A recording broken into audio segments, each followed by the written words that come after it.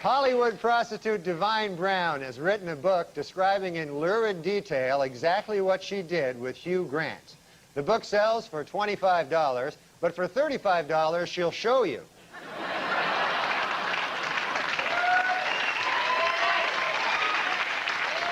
At the White House this week, President Clinton officially came out against same-sex marriages.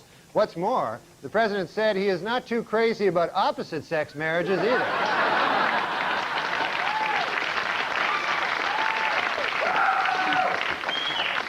A new FBI study shows that for the first time, Americans are more likely to be killed by a stranger than a loved one or acquaintance. Their advice? Introduce yourself to as many people as possible.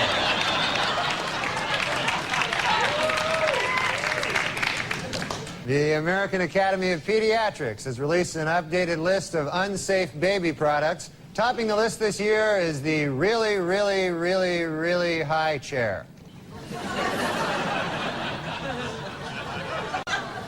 Well, Dr. Jack Kevorkian was responsible for another death this week, this time a 58-year-old woman. She is the 26th of Kevorkian's patients to die since 1990. When are people going to realize he is not a good doctor? Do not go to this man. The richest girl in the world, billionaire Athena Onassis, celebrated her 10th birthday this week. What's it like to be the richest girl in the world? Well, to give you some idea, at the party, they had 2 cakes.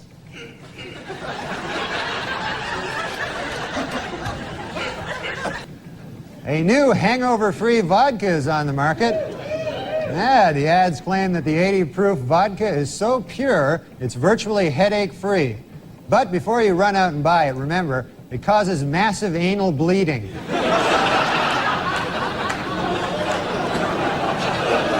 Julia Roberts told reporters this week that her marriage to Lyle Lovett has been over for some time. The key moment, she said, came when she realized that she was Julia Roberts and that she was married to Lyle Lovett.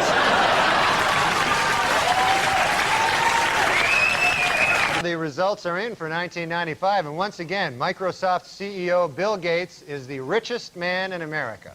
Gates says that he is grateful for his huge financial success, but it still makes him sad when he looks around and sees other people who have any money whatsoever.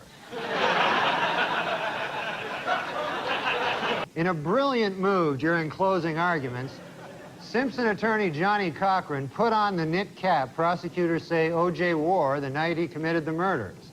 Although O.J. may have hurt his case when he suddenly blurted out, "Hey, easy with that. That's my lucky stabbing hat."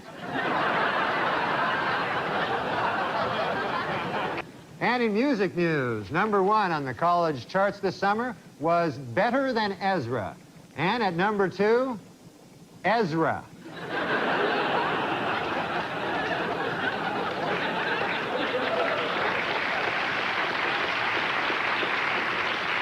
According to a controversial new biography, Elizabeth Taylor likes her lovemaking loud, rough, and frequent.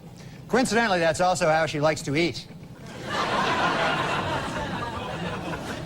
Well, it's official.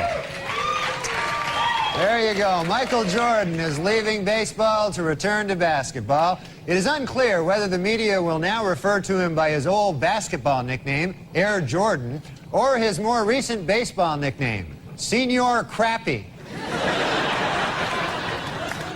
In Walnut Creek, California, anyone who turns in his gun can get free therapy. And anyone who doesn't turn in his gun can get free anything. Well, earlier this week, actor Marlon Brando met with Jewish leaders to apologize for comments he made on Larry King Live. Among them that, quote, Hollywood is run by Jews. The Jewish leaders accepted the actor's apology and announced that Brando is now free to work again. At Virginia Commonwealth University, a professor is being sued following revelations that he spanked one of his students. It was the student's parents who first became suspicious when they asked, "What kind of marks are you getting?" And she replied, "Big red ones on my ass." So... Yippee! Jerry Rubin died last week. Oh, I'm sorry. That should read, Yippee Jerry Rubin died last week. Sorry about that. I'm sorry. My mistake completely. Just, I didn't read it right. Former First Lady Nancy Reagan reports that her husband has been relaxing at their ranch, riding horses and chopping wood. Sadly, eyewitnesses report that he was actually riding wood and chopping horses.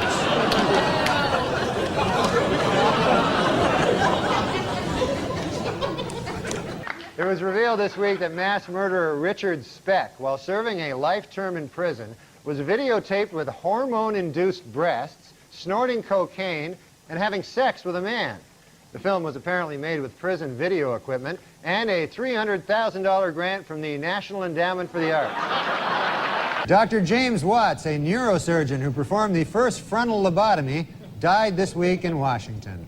If you recall, a lobotomy involves drilling holes in the skull and then inserting and rotating a knife to destroy brain cells.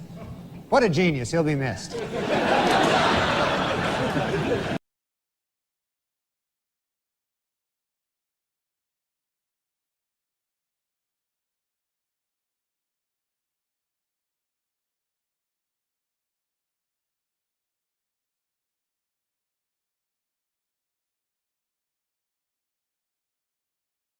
World have ordered their ride, the Extra Terror Estrial, to be shut down until it can be made scarier.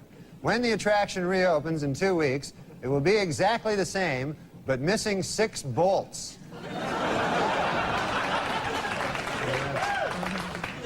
Last week, during his latest trial on charges of assisted suicide, Dr. Jack Kevorkian startled a Michigan courtroom when he stood up and shouted, "This is a lynching."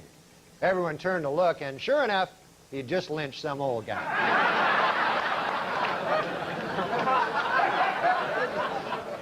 Garry Kasparov tied Deep Blue, the IBM supercomputer that can examine 200 million positions per second, in the 4th game of their 6-game series. Earlier in the week, Kasparov admitted he made a catastrophic blunder in Game 2 when he failed to force a draw by moving rook to E8. With all due respect to Mr. Kasparov, what the hell were you thinking?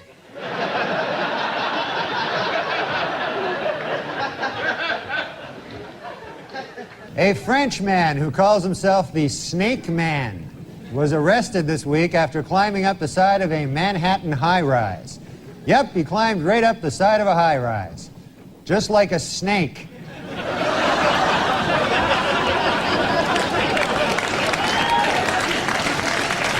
In North Dakota this week, a hunter narrowly escaped death when a pocket knife in his breast pocket deflected a bullet shot by another hunter.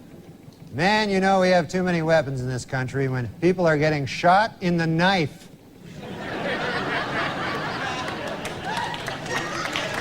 And that's it. See you next week, folks.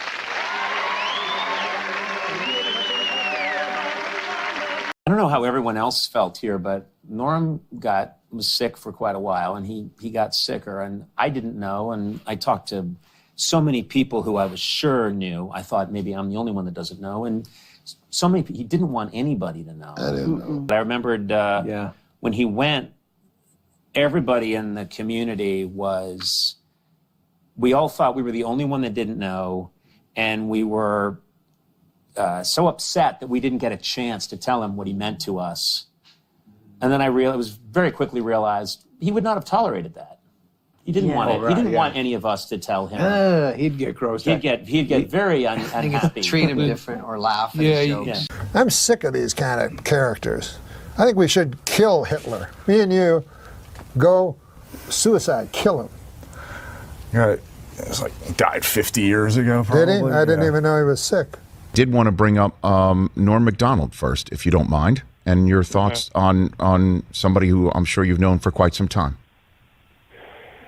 Well, I didn't know he was sick at all. It's sad. And one of the guys who loved him and always had him on the show, is a huge fan, is Jay Leno. And Jay's with us. Jay, how are you, sir? Good. I mean... Horrible. I didn't even know he was sick. Were you aware it's so of that? sudden. No, I didn't know he was sick. You know, he kept it all inside. Yeah. And, you know, he was a private person. And I had a really tough reaction to this one. I had no idea he was even sick. This guy is my favorite stand-up, and I was shocked. I didn't know he was even sick.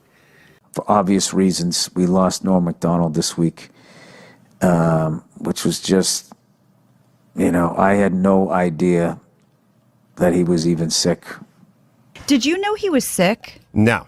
Absolutely stunned. Had no idea that Norm had not only been very ill, but been very ill for a very long time. None of us had any idea. I'm used to say goodbye, nothing new to me. Baby, I'm trying to survive, and I know that you believe in a world with happy endings. So tired of pretending. Joke after his death, it'd be something along the lines of, I was relieved to find out that I died of cancer and not that O.J. Simpson killed me. Yep. I think it would be kind of like the epitome of an afterlife joke from Norm there. F. Lee Bailey said this week that if the defense only knew what Ron Goldman's last words were, they might be able to find the real killer. You know, if you ask me, Goldman's last words were probably, hey, you're O.J. Simpson.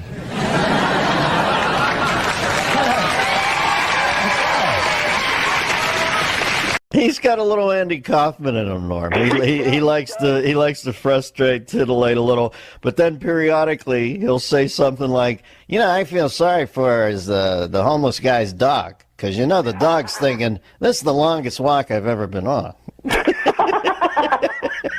I give a guy some money out there, a homeless guy in the street, and this is a kind of odd thing. He had a dog with him. You ever see this? He's a homeless guy, but he's got a dog. That kind of odd there. Guy got no home, but he's got a dog. And the dog's really thrilled with this idea, Dog's going, hey, pal, I can do this by myself pretty well here, The longest walk in the world you got me on here. What the hell? What the hell kind of a thing? What the deuce? One time we were in the office doing update stuff, and there'd been a news item about there was going to be a newspaper for the homeless, and so we were thinking about doing some of that. So we started improvising. It was more of a scene, not something we could do on the segment, but it was like a tough kind of Perry White kind of editor going like, you, Miller, I want 500 words on going to the bathroom in your pants. You, Immel, give me something, give me a human interest thing on urine stain matter. You, was that kind of thing? Yeah. Had like a lot of like photos, maybe some, a little human side, what are, pets, that kind of thing. And so nothing came of it, and I sort of forgot we had the conversation. And then the first meeting we have after the summer, Norm comes in and goes, hey, Downey, remember that, that thing we were talking about there with the, remember that thing with the newspaper for the homeless, that thing, the homeless newspaper? And I go, yeah. He goes, yeah, well, I was out in L.A. and I was asked to do this benefit, for the coalition to feed the homeless, and and I'm going, no. And he goes, yeah, I did that bit, They hated it. Hated it. All right, you tell me now. That's the Andy Kaufman part of the joke, or is he actually surprised that they hated it? That's what I can't quite figure with Look. I know. Jimmy calls in here periodically and says that he has bought a puppet and he wants to work material out on the show. And I'll say, well, tell me about the puppet. And it's an old man puppet who's a Holocaust denier. And it's obviously just Norm sitting at home talking as Norm. He makes no pretension to a puppet voice. I know. And I think he's Andy. I don't know. I view a lot of Andy Kaufman in there. I heard a joke. Yeah, there you go, Norm. You got it. How would it take about a night monkey? All right, hold on a second. Go ahead, Norm. No, I'm terrible at telling jokes, but a guy, he gets a genie or something that gives you wishes in a lamp, right? Yes. Right? Yeah. Okay. And so he's like, oh, no, that's not it. He goes to his whole head is a giant pumpkin. That's how the joke starts. Mm-hmm. It's like a giant pumpkin, and then his friend goes, what happened? He's like, I found this genie in the lamp, and he gave me 3 wishes. And he's like, what happened? He goes, well, the first wish I wished for like $100 million, and I got it. And then for my second wish, I wished for like a beautiful lady, and I got her. And the guy's like, yeah, but what happened? He's like, the third wish, that's where I really blew it. And the guy goes, what happened? He goes, I wish for a giant pumpkin head.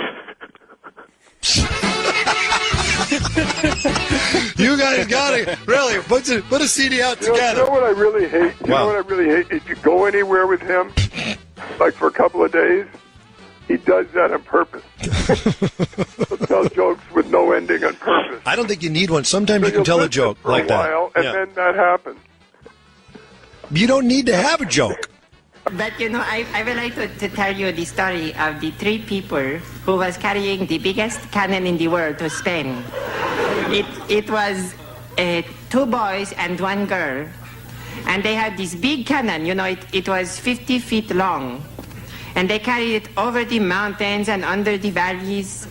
And one day they get to the top of the highest mountain in Spain. So the first boy, he point this cannon to this castle, you know, to shoot, you know, because, because he was the boss, you know, so he want to point it. And he turned to the second boy and he say, all right, hand me the cannonball. And, you know, but the second boy, he say, I thought you had them. So wait, so listen, wait. So, listen, wait.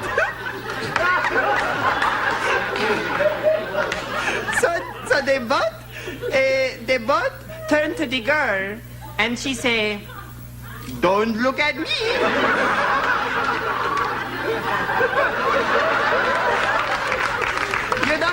You know, because they forgot to bring the cannonball. You know, they have the cannon, but they have no cannonball. They could not shoot. Do you understand? Thank you very much.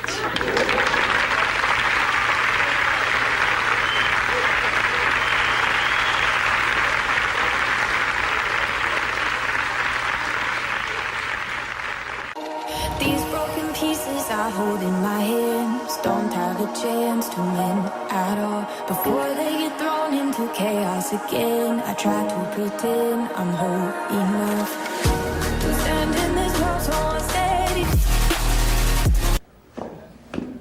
I'm sorry. You didn't have to do that.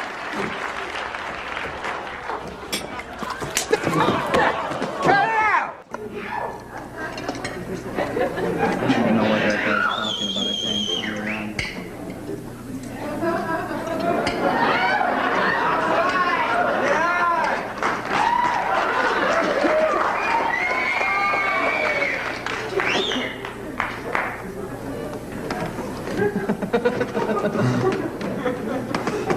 You know what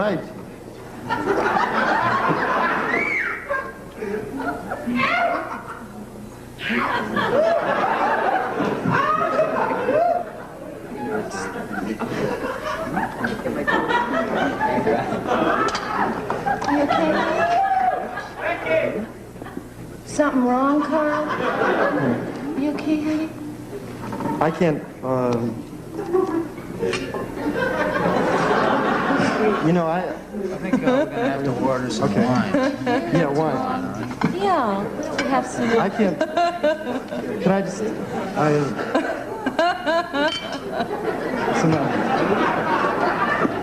just say it. I can't play, I can't play stoned. I feel really stupid. You feel stupid. That's just great. That's just great. You feel stupid. I feel very stupid. You feel stupid.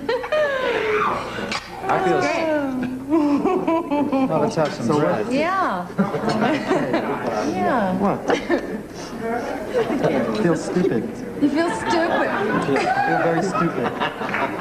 No, because where are you going? Well, I don't know. I think I'm gonna.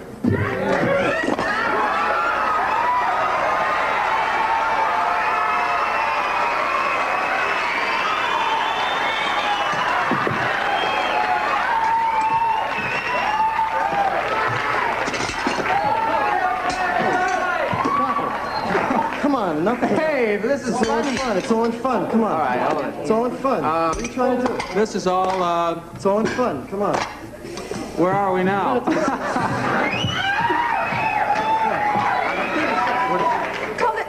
Cut out. Cut out. So you cut it out. Well, why do you have to push this in my face? Why do you have to push this in my face? I'll put it all in your face. in the show. That's why. Why? So what do you have to? So what do you have to? Come on. Come on. Look, I'm just trying to have fun. Everybody's so uptight around here. Everyone's so uptight around here. I don't understand. Bobby, call it commercial, man. What? I don't know. Why do you have to be so uptight? What? Work up to me. Come on, man. Hold on.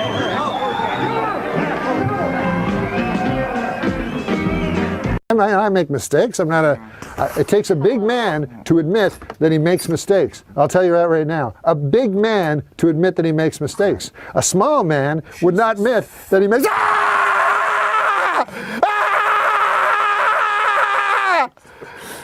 That's a huge. It's a snake.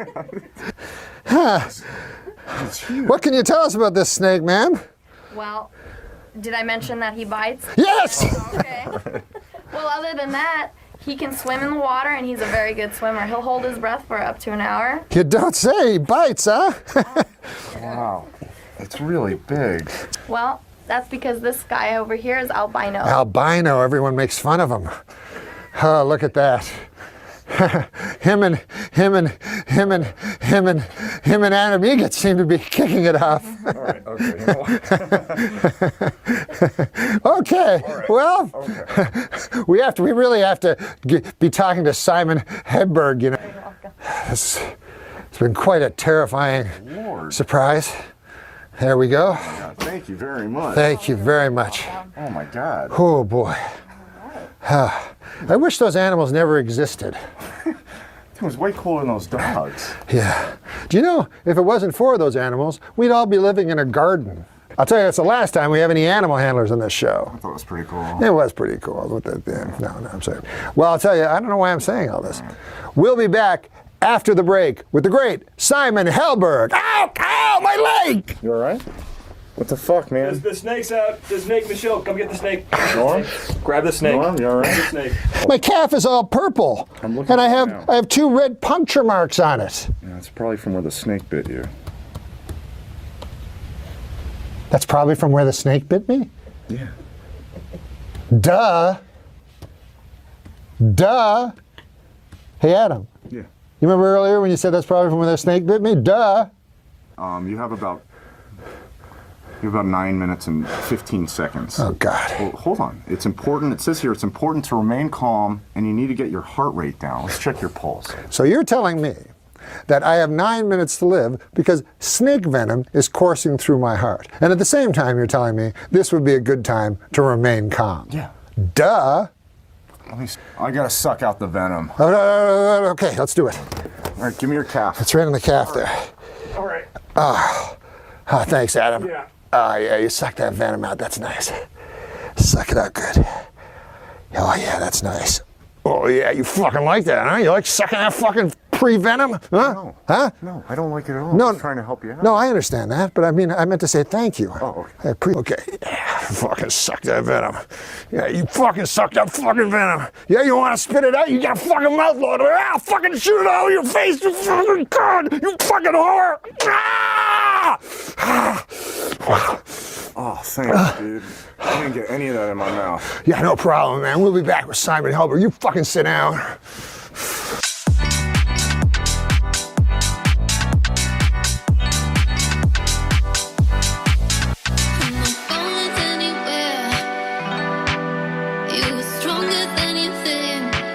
My favorite story of all time is Pistorius. Oh yes. The runner. Tell who Pistorius is. Well, you know who Pistorius is. No, but for the viewers that don't know. Who doesn't know? Well, the viewers that don't know. But hadn't you already started filming this movie long before that whole controversy began? Yeah. So what do you make of all this? What do I make of it? Yeah, what's the point? The point of they're what? trying to make, you know. Who? So you got to explain to the people. No, they read the papers. They know. Yeah, they know. What about that Dormer? This guy who killed the cops? Yeah, explain to the folks. I don't want to explain anything. If you're going to say that after everything I say, I'm going to leave. No, I've heard people this say is the that. cheapest thing I've ever been involved No, in. I've heard people say that. If I didn't love you, I would be so gone now. I can't tell you. Tell the folks at home who Jim Downey is. Oh, he's the late writer. No, Jim was a writer on SNL back like at the beginning. Yeah, that was one of the things I love so much is that Mulaney. I heard that Mulaney would write all the stuff for Stefan. Tell the folks at home who Mulaney is. John Mulaney. The comeback kid. You know, I went to a tennis match in Indian Wells. Yeah. And I saw Rafael Nadal play. He's my favorite. Rafael Nadal. Explain to the folks who Rafael Nadal is. Oh, my God. He was a manufacturer of turkey coops. Now, can you explain to the folks at home what a turkey coop is? It's a 100. I think that if Kim Kardashian were to go to Vegas, she could do Carrot Top's act and take things out of her ass. Am I going to have to explain everything to you? No, to the folks. Explain who Kim Kardashian is. Never mind. Mr. Reiner, FBI, may we come in? Oh, absolutely, gentlemen. I'm in my shorts. I was just woken up. They wanted to know if I knew. Explain to the folks what the FBI is. The Federal Bureau of Investigation. How would you describe your comedy? Tell the folks at home. Why would you ask me the worst question in radio to describe my comedy? No, but tell the folks Why at don't you home. describe Blue to the audience? I'm going to tell you the greatest talk show in the history of talk shows was Mike Douglas. Mike Douglas. And his co-host was Sly. Now, people are going to think that's Michael Douglas. You should probably explain to the folks. Well, who's watching? Is this in the United States? Well, I'll explain to the Yeah, folks. no, don't explain everything. Mike Douglas. Oh, you Mike just Douglas take was a- everything out of it. There's no sense being here. And the door's going to open, and there's the there's the Pope. That's the Pope. We should explain to the folks that was Michael Jackson. Let's explain. Yeah, explain who Michael Jackson is to the people. Everyone knows Michael Jackson. What are you retarded?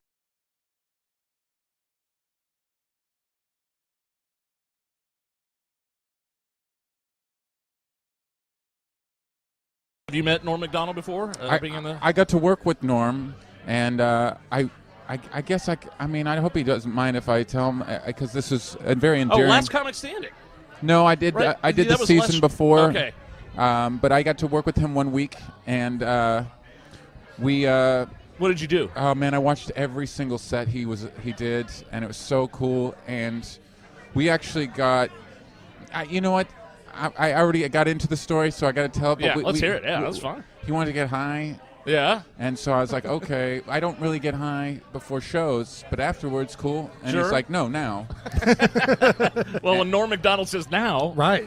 You say yes. Correct. And he goes and hands me the joint, and I was like, okay. And then he hands it back for a second hit, and I was like, no thanks. And he goes, what's your problem? And I go, well, I'm just worried I'm going to repeat a joke, and I still have to go up and bring you up because the opener was on, right? And I was hosting. So I still have to go up there and bring you up, and I just don't. I already did some jokes earlier, and I just don't want to tell the same joke again. And he goes, "That's insane. You're an idiot. Smoke this." and so I smoked it, and then we go inside, and I'm so high. I go, "I'm just going to bring you up. I'm not going to do any time. I'm just going to bring you up." And he's like, "No, do a couple minutes." And I go, "No, please, just let me just bring you up." And he goes, "No, do 5 minutes." This guy's doing really well. Give me, take a little, do a little time in between. you need a little buffer between comics. Yeah, right. I said, okay. So I went up there and I was so high, I was like, I don't even remember what I said in the first half of my set. So I'm just going to tell jokes that I haven't told in years.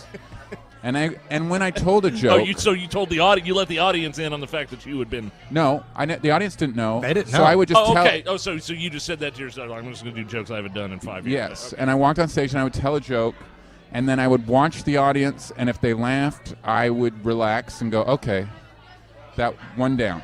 And I did that the whole set. It was horrible. I was so stressed out, and then I just said, ladies and gentlemen, Norm MacDonald. And I look over to my right, and there he is walking the opposite way. and the feature turned him around and pointed him to the stage. Over here, Norm. That's Norm. how high we got by accident. By accident, like you tripped on a joint. But I mean, I love the peer pressure from Norm, though. That's awesome. It's like a high school and middle school all over again. And he's my hero. So I just, for me, that was I was a little worried about him. But then he walked on stage and he opened it up with this great bit, and he was crushing. Right. He was destroying. And then he got the light, and then he started to wrap it up. And he started to tell the joke he opened with. And I started to freak out. I was like, oh no. Oh no. Yeah. And the audience thought it was a joke. They thought he was being Norm. Sure. But when he delivered the punchline, and it was the same punchline, they realized he had just forgotten his joke, and they didn't laugh. They felt a little betrayed, and he walked off stage in complete confusion. And that bit usually kills. And then the feature goes, "You told the same joke twice, you idiot." And he goes, "No." And then he looks at me and he goes, "This is your fault." And I never got to work with him again. That was the last time I worked with Norm. But you know what? With Norm MacDonald, though, that's Norm. He's so irreverent that you'd almost expect it. He can do that. Yeah. And all this, that's a bit in itself. I mean, look at the cauliflower joke he did on the roast of Bob Saget. Yeah. That bit, he purposely went up there on that roast and bombed on purpose. Yeah. And it was genius. Yeah. And have you heard that bit? Watch Norm MacDonald roast. Who was he roasting? It was Bob Saget. Bob Saget. Your head looks like a cauliflower or something like that. I'm not going to do the bit, but yeah, go back.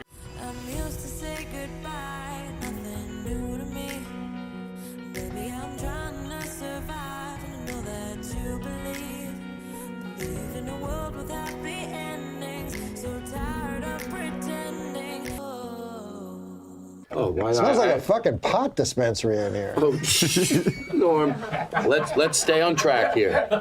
Let's stay on track. So it's been hard for me to get on. I feel like I'm It's getting Norm. You know what I'm saying? I'm making sense. It's not you, is it? No. No, I'm not going to. Let's move the show in a good order here. But you seem different. Okay, I'm gonna go out. I'm gonna go out of order. It's okay. It doesn't matter. No. I'm gonna remember this. It's legal. It's legal. Okay, it has to do with what you just did. Medicinal marijuana is legal. The most painful thing in the world for me is, and I realize, and it's so true. One of the most, not physical pain, but just mental pain, is waiting to talk. And that's what I was doing out there. You're outside there. They're talking, but you're waiting to talk. That's not all you were doing outside. It's legal. It's legal. I almost don't want to admit this because it makes him look so bad. He made me smoke pot, America. This is the truth. I don't believe in God, but my truth. My truth.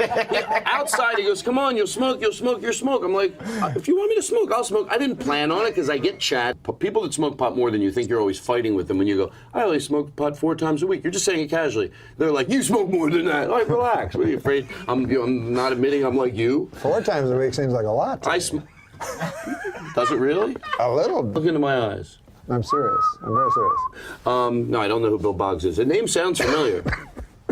Oh, shut up. What are the odds smoke came billowing out of my mouth after a half an hour? Really? You think your audience is that dumb? They're going to sit home and go, "Oh, my God, Todd Glass, a half an hour into his interview, smoke came billowing out of his mouth." Do you think we stopped saying N-rig, which means, or N-rich, or nigger-rich, or nigger-rig, which were terms that some people are going, were they terms?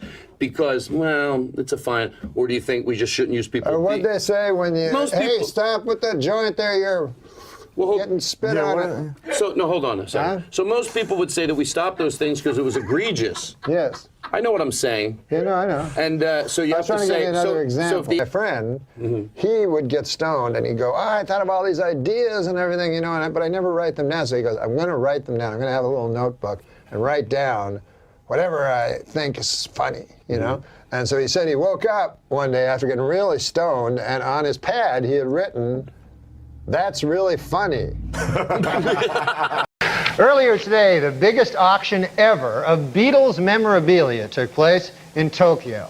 Among the one-of-a-kind items on the block were Paul McCartney's birth certificate, a white Mercedes-Benz owned by John Lennon, and rarest of all, a photo of George Harrison not looking haggard. Have you ever seen one when you think about it? In a recent interview, Paul McCartney confessed that Bob Dylan turned the Beatles on to marijuana. In return, George Harrison turned Dylan on to looking old and haggard.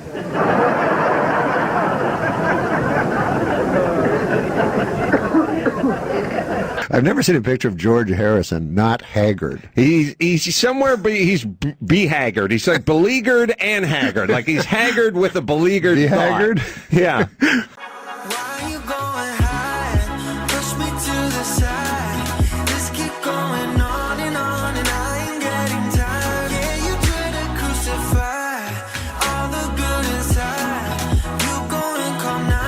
This is what you never hear.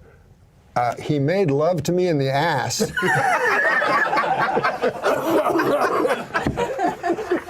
That is true. You never hear that. God. We're building to the end of the show. You got to top that one, though. This was Colin Ferguson's first week in prison. Ferguson has reportedly dismissed his cellmate, and from now on he will be acting as his own bitch.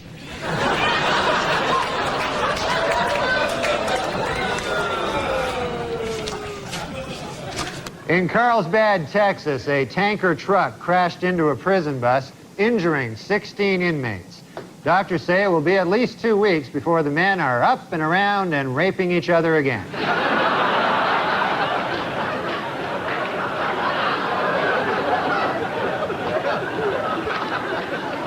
At the Davis County Jail in Utah, a judge has ordered that 17-year-old Wes Howard be placed in the general prison population after he complained of being unfairly segregated from the adult inmates. The judge came to this decision over the strenuous objection of Wes Howard's ass.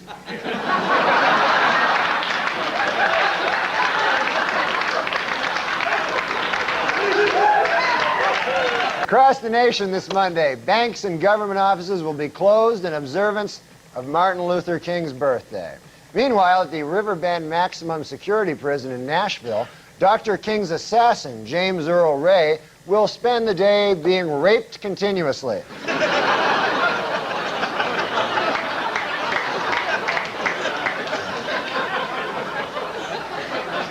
He's a bad guy, by the way, James Earl Ray, if you don't know that. Last week, a jailbreak at the Adams County Prison in Pennsylvania ended with 4 inmates escaping in their underwear. Officials are surprised the escape worked, especially because during the break, the scantily clad prisoners frequently stopped to rape each other.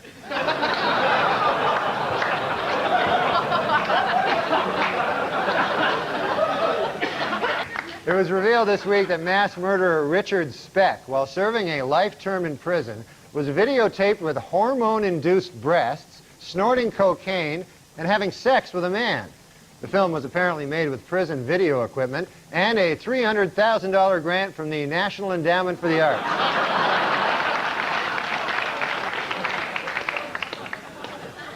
Jonathan Schmitz, the Jenny Jones guest who killed his secret gay admirer because of his fear and hatred of homosexuality, has been sentenced to 25 years in prison.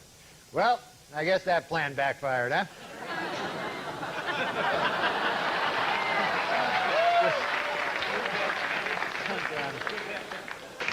This week, the California Department of Corrections confirmed that Lyle Menendez and model Anna Erickson were married in prison. Following the ceremony, Menendez spent a romantic wedding night being raped by 2 white guys and a big black guy.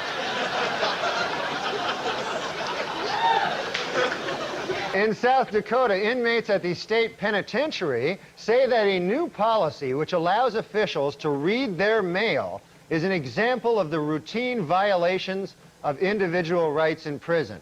A better example would be the daily anal rapes, but I guess they want to start off small and then work up to the daily anal rapes. You know, they'll start off with the reading their mail, you know.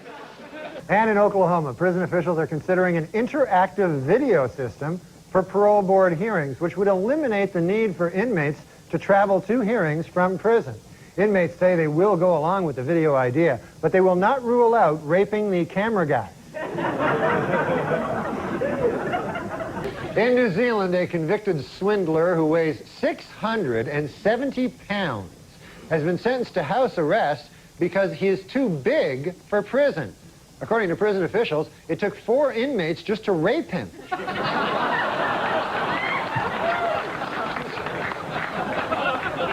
Huge man. A female prostitute who was mistaken for a man spent 15 hours in the men's jail in Denver, where she had consensual sex with 2 male prisoners, making that the first time anyone at any time in any prison ever has ever had consensual sex. And finally, Amy Fisher charged this week that while in prison, she was raped by a guard. The guard, one Joseph Botafuco, has been reassigned to the prison auto body shop. So apparently that's the one we're in. Point is that Andy Dick was actually kicked off a porno award show for being too offensive. Well, they're giving away, awards for best anal. Yeah, I know, right? Yeah. So what could you have possibly done that was more offensive? Wait. Are you saying anal is somehow offensive? No, to some not to me.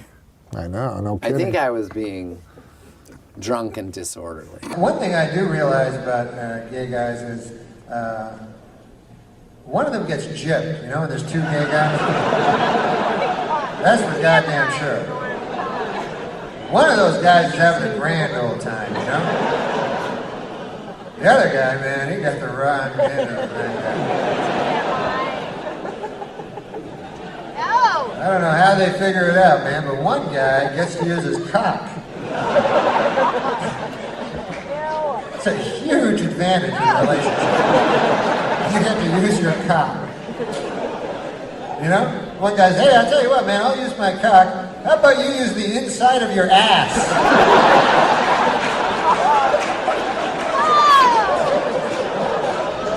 The guy's like, I'm not sure that's fair, man.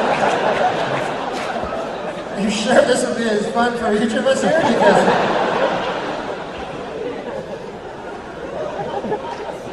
Because I'll tell you, man, a guy's cock, it likes everything, Really, when you come down to it, you could fuck a chocolate cake, It'd be all right. Hey, it's my companion. It's a chocolate cake. I fuck it, I fuck it. Yeah, we have a lot of fun doing the chocolate. Because the cock is a thing, just gets along with everybody. Easy going. Hey, man, I'm a happy-go-lucky guy. But the inside of your ass, completely different. Very picky, very, kind of a loner, Kind of just, I'm all right over here.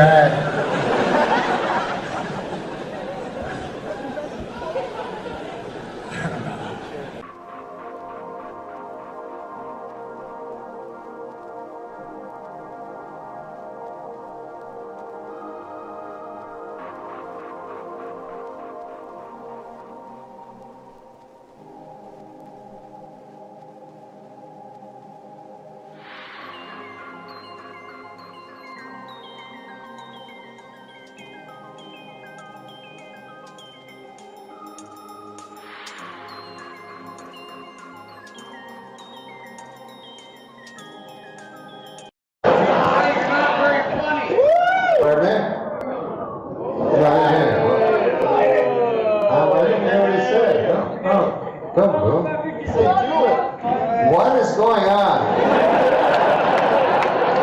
No, I didn't hear what you said. I'm sorry. What did you say, sir? Who? What's up, what do I give a fuck?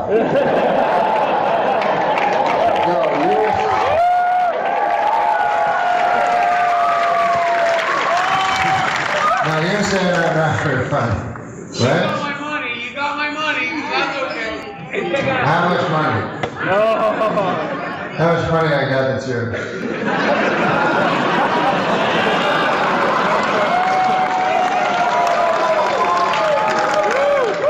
No, honestly, I don't care. How much?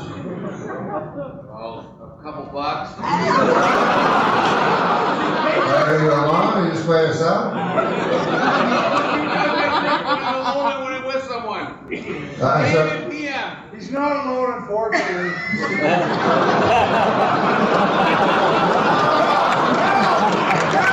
No, but what? So what was the idea? So here's the thing. So you go, I'm gonna pay money. Go see this dude, right? Tickets probably cost a lot of money, right? So.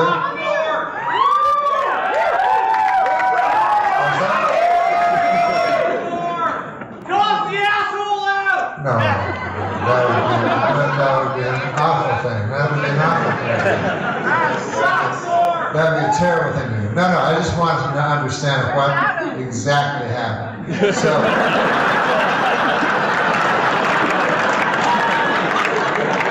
but anyways, at some point in your life, you thought I was funny. Because I don't got no fucking banjo or shit.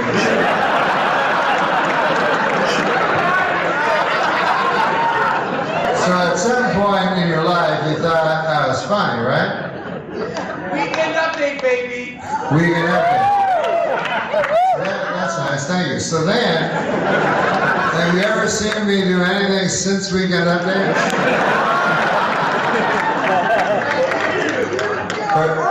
Pardon me? I'm sorry, what? YouTube Morbid bits. I did what? There's a lot of YouTube Morbid bits. YouTube Morbid bits? Oh, Morbid. I see. And so then, did you like those? No. You didn't like those?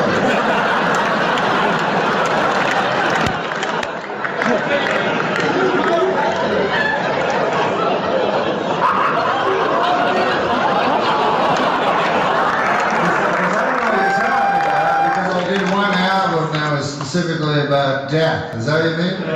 So, yes! So they were clips from the, you didn't like those. So then you said, I'll come here to this show. You said that you were better. You weren't doing the morbid stuff anymore. Yeah, I'm not doing the morbid stuff anymore. Did I do anything more? First of all, I never said I was better. I've never used but have I done anything morbid, do you think? No, Norm, I love you, baby. That's why I'm here. So shut up. Why you tell him shut up? He should say he loved me. Well, that's nice. Thanks, man. That's cool that you love me.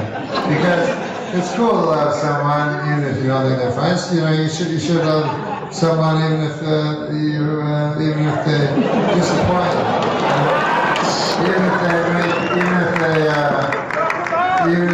No, I'm not going to check them out. Why would I do that? Yeah. So you know, it's nice of you to love me, even though I've disappointed you. I'm sorry I was funny, because seriously, I never tried. I'll try to do that or anything like that. But that was nice that you said that you love me on the Weekend Update. And it was sweet that you said you love me. So, I love you too, bro.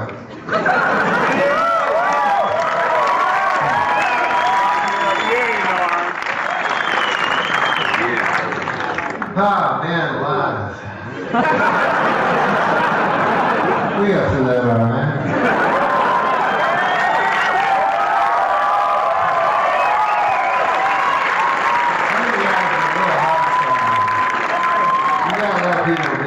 You gotta let people have their opinion and stuff like that. You know, man paid a lot of money, and they's like, what the fuck is all this shit? Morbid shit. I didn't really feel that morbid. Love you, Norm. You rock, Norm. Where's Adam? But let's do a morbid thing.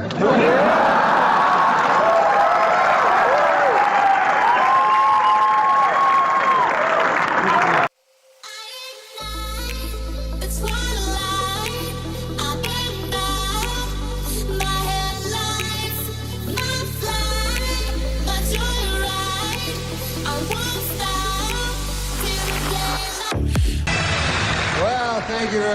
much. I'm very excited to be here, you know, and I was asked to host the ESPYs this year. Yeah, hi, that's my name, Espen. Thank you. Thank you.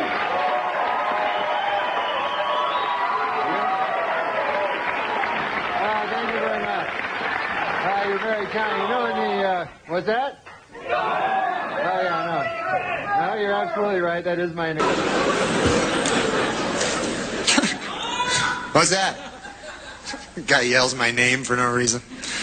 I prefer the Indian casinos. That's what I like, you know, because I don't want to give my money. If I'm going to lose money, and I'm going to lose money, I don't want to do it in Las Vegas to a bunch of corporate businessmen. I would rather go to an Indian casino and lose it to the Native Americans, you know, on account of my forefathers systematically murdered them years ago, which, looking back on it, way out of line, way out of line. Anyways, I look at it as a form of reparations, you know, and I tell you, I've done my part, goddammit. Probably done your part, too. Anyways, I love casino. Melissa McCarthy is Norm MacDonald. Thank you. Thank you, but I am sorry I cannot, in good conscience, accept this award on behalf of Melissa McCarthy. I instead have chosen to give my time to a friend who has something very important to say.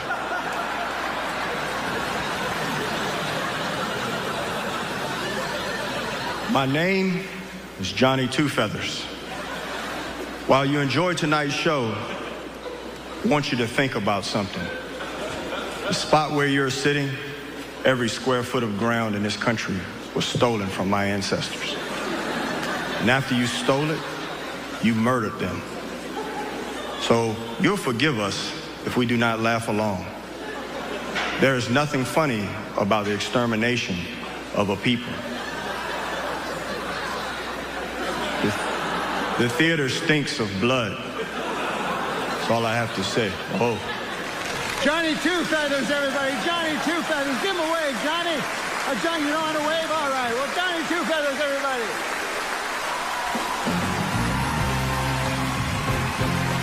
Probably just like masturbating in a dark room.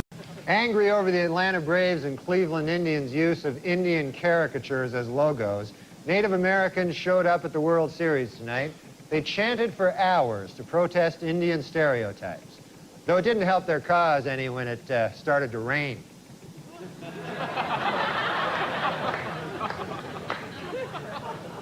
Native Americans in upstate New York are trying to block plans to build a Kmart on the site of a Mohican burial ground. In addition, they were upset to learn that sales at this particular Kmart will be announced, "Attention Kmart savages."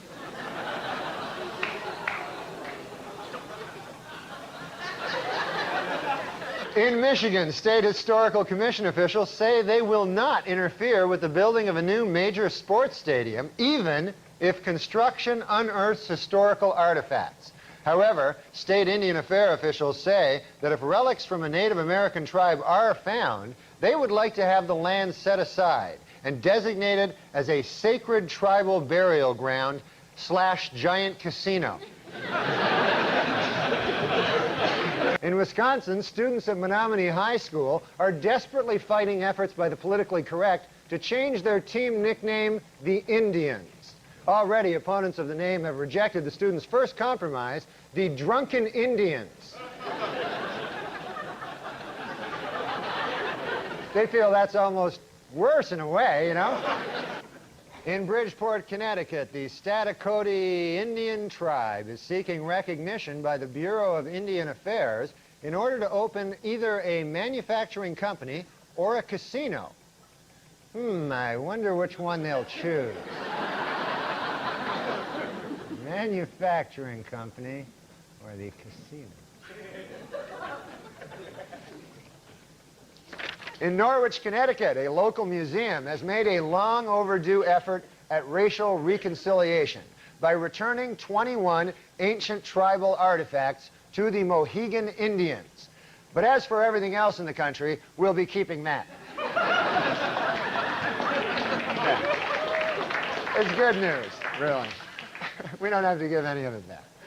It's like the difference between the Cleveland Indians and the Washington Redskins. I can see where Redskin might upset somebody just a little. I don't think you're ever going to get it changed, but at least it is a bit denigrating. But Indians, isn't that? I never understand that. Oh, you don't understand that? No. What? Well, here's the thing, man. Or Braves. I have no formal education, Mm-hmm. and as a matter of fact, I don't have any informal education. It's not like I'm hanging out with professors on the weekend, right? Yes. But this is the way I understand it. Old Chris Columbus, Mm-hmm.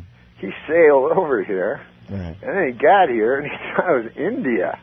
Jesus, what a dolt. And that's the source of us all. Yeah, so he goes, hey, man, look at all those Indians. All right. Oh, that's it. And then one of his buddies goes, hey, man, we took a wrong turn at the middle of the Pacific Ocean. This is America. and then he goes, hey, you Indians better get the hell out of here. You're not even in the right country. Well, once you're about to take a country from somebody, you cannot refer to them as Native Americans. It only makes your task harder. They will fight harder because you've already told them you assume that it is their property. But my feeling is at some point there were an ice people, a horde of, almost Piltdown men-like creatures who the Indians or whatever, the Native Americans came in and took this from. Isn't that the way of the world, Norm? That eventually everybody takes something. What's a Piltdown, man? You talking about the old days?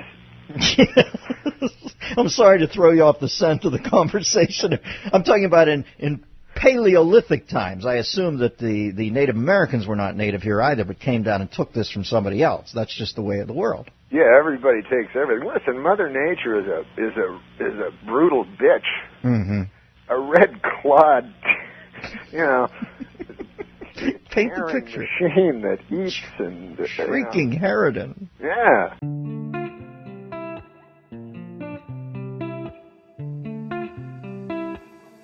Little one, you've been away so long, and I need you now more than forever. So, Jenny, what month was your issue? Quoting Churchill. May of 08.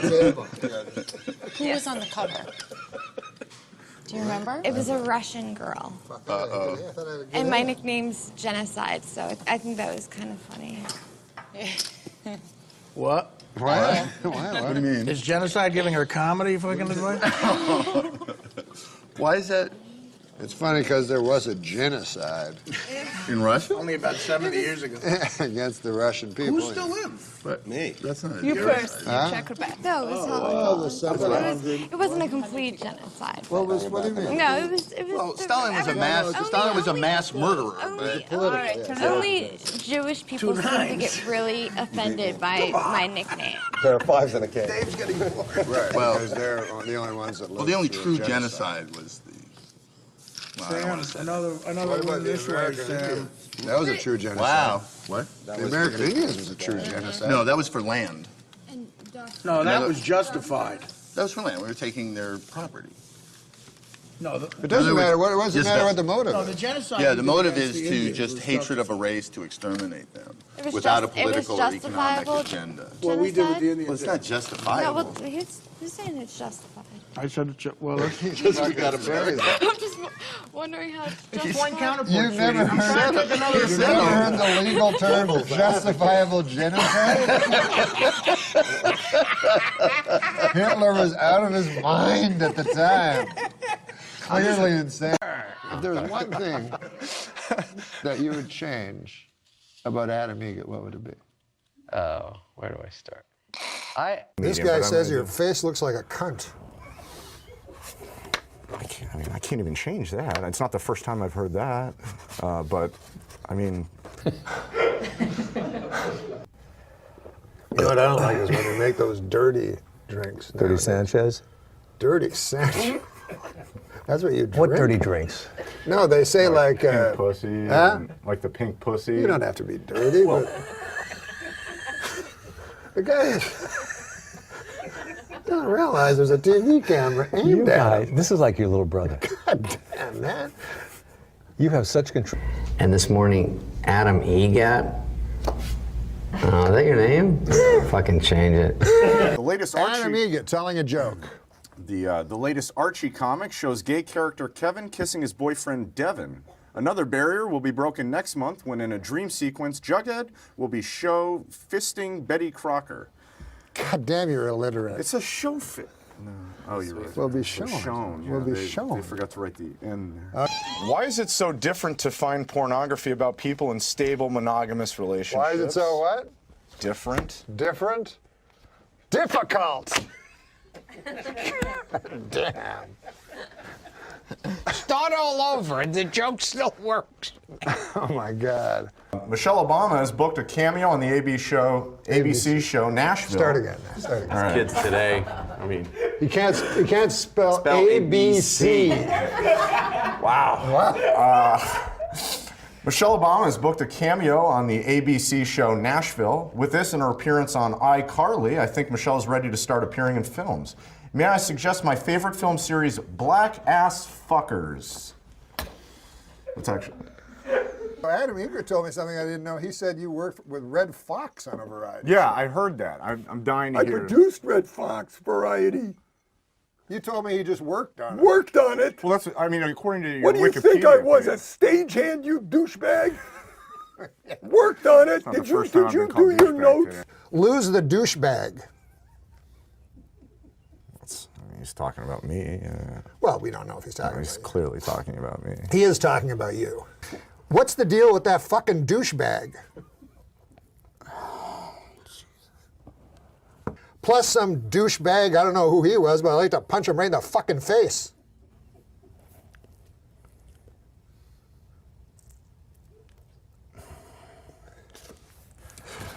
Adam had a question he wanted to ask you about your comedy.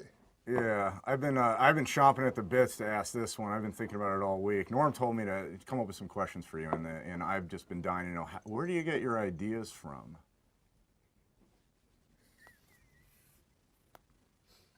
Well, I mean...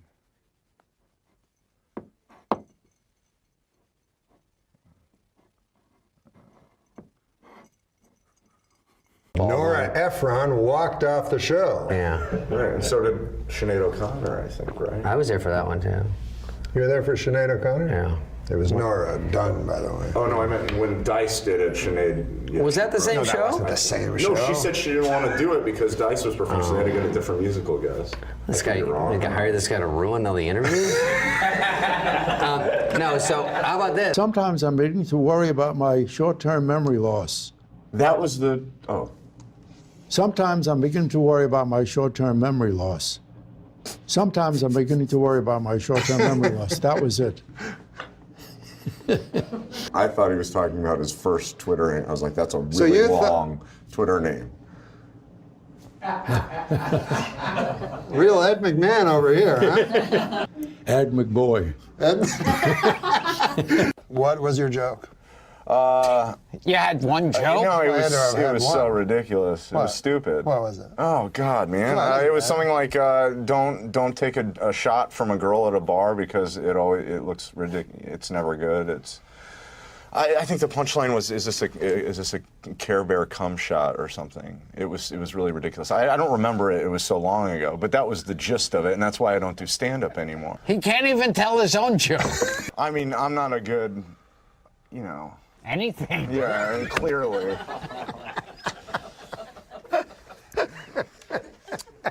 I mean, it's like... Earlier this week, Aaron Jackson of Topeka, Kansas, painted his house the colors of the Gay Pride rainbow flag in direct protest of the Westboro Baptist Church. When that didn't seem to work, Jackson fucked 3 of his best buds on his front lawn. Homophobic. Yeah. Well, I think it shows earlier he solidarity. was racist, and now he's homophobic. Well, I think of this. Yeah. Former Tennessee Titans cheerleader Elizabeth Lee Garner, 42, is accused of pulling a 12-year-old boy's pants off and offering him oral sex. The boy refused her advances not because he was 12, but because he was a die-hard Colts fan. This is what I have to work with, you know? Chipotle has canceled its planned sponsorship of the Utah Boy Scout event due to the BSA's ban on gay leaders and scouts. Ironic how an all-male anti-gay organization would want to put hot, thick loads of beef and sour cream in their mouth. Okay. We get the idea. You hate gay guys. We first met, I met you underneath the Queensboro Bridge. You at the time were jerking off punks for $15 a man. My whole family's watching, man. My grandmother. Your family doesn't know that when you were a young man, you used to jerk off punks for $15 a man? What's the joke? Holocaust denier. Awesome. I'm not going to hold that against you. He doesn't believe in the whatever. What? I never got to go to He camp. doesn't believe in the Holocaust. I never went to camp when I was a kid. Is that a good change of subject? He doesn't believe that the Holocaust happened. Do you not believe that? I had a bar mitzvah again. No, then he says Why he would you hasn't have a bar burned mitzvah if you didn't believe the Holocaust happened? Jesus, every time. Was This is the Passover- closest I've seen to him admitting to the Holocaust, where he said, I think people have died. He's like, 6,600,000? What's the difference? I'm like, Well, there's a lot of difference. there's a Adam. huge difference. There's something beautiful about this one. I'm so not glad. joking. I'm not being ironic. No, I really loved it too. It was great. Oh, that's great. So Too bad this guy was here. Yeah.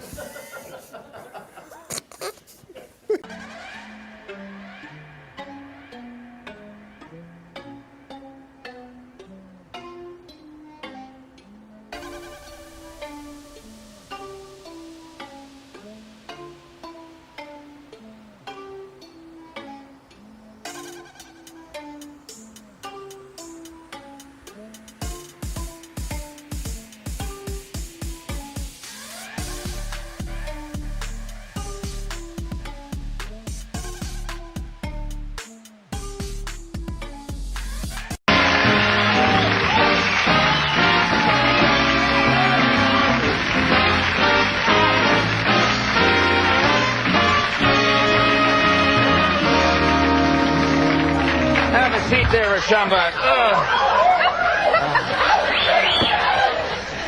You look beautiful. You look fantastic. Thank Does that you. hurt what you're wearing right now, or is it's pain? It hurts me. You have What about gifts? Are gifts a good idea? Is that put too much? Gifts are good. Gifts are really, really nice. But I don't like. I dated a guy once. Well, we dated and we broke up. And to get back together, he gave me like this little G-string outfit. You know, like this little. And I was like, wait a minute.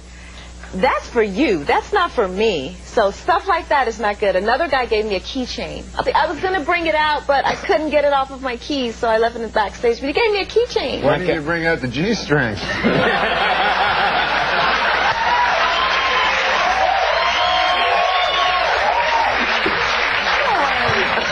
I love that my dirty uncle's here for this tonight.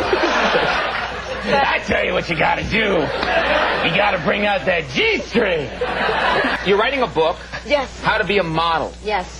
The Complete Idiot's Guide to Getting into Modeling. So, like, rule number one, be incredibly beautiful. Right. I mean, what are the things that you can do? I know rule number 2. Yeah. Don't be a midget.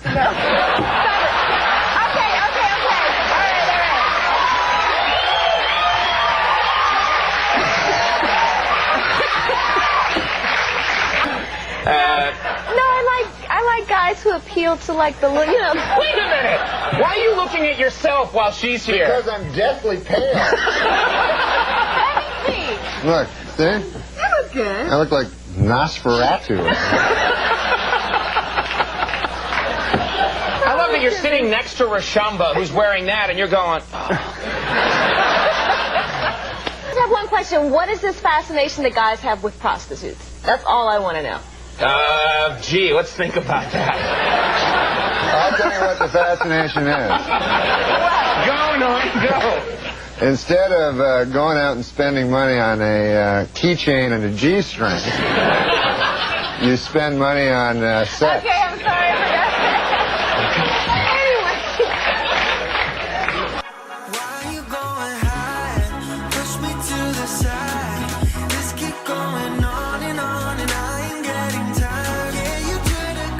All the good inside, you going it's so much more informative with you here. You're getting all this stuff that I wouldn't have the nerve to get. We've got children models, elegance models, and we cover all that. And then we cover trends. You would be a trend. Right. Yeah. Okay. Because you're different. But in a good way. I'm kidding. I was all happy with the segment and everything, and now I'm all depressed. No, wait. No, because... Norm, bring up midgets one last time. No, because, Little people. He had the, I think, best word choice of maybe any comedian I've ever seen. Yeah. He intentionally mispronounces words when he that's knows, right. but he's constantly screwing with you on every level. Right. But his word choice is, he was like Mark Twain. He had this folksy, completely out of time. Model Carrie Otis made news this week when she stated that she didn't want Mickey Rourke showing up at her work. Hey, join the club, lady. You think any of us want Mickey Rourke showing up at our work?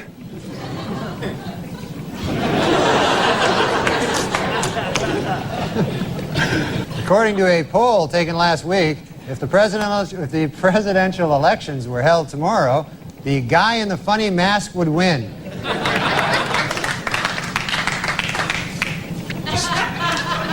Maybe if I said the word properly. A Cambridge, Massachusetts juror found City Councilman William Walsh not guilty of malicious destruction of property after he removed 2 dildos from a sculpture in the City Hall annex. Walsh's defense was that he was walking by, saw them, and said to himself, "Hey, free dildos." Look at there. 18-year-old Julie Wozchak will be going to Paris after winning an essay contest sponsored by the Dayton Daily News. She won for her essay, which was entitled, "Why I Want to Go to Paris with Some Old Guy from the Daily Dayton News." Dayton Daily News. Like that would have helped. Okay. Last week, basketball legend, Magic Johnson. Last week, basketball legend Magic Johnson rejoined the Los Angeles Lakers 4 years after learning he was HIV positive. NBA doctors have assured the league's players that they have absolutely nothing to worry about, as long as when they are guarding Magic, they remember not to have sex with him.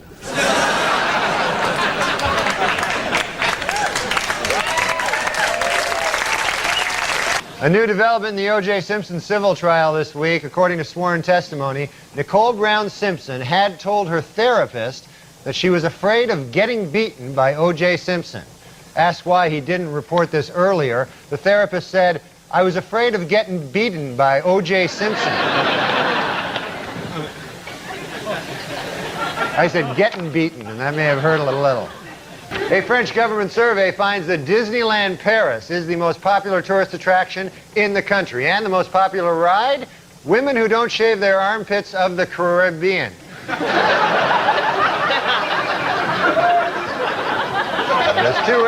There's two ways to pronounce that, and I got neither. Over the next 2 months, the murder, over the next,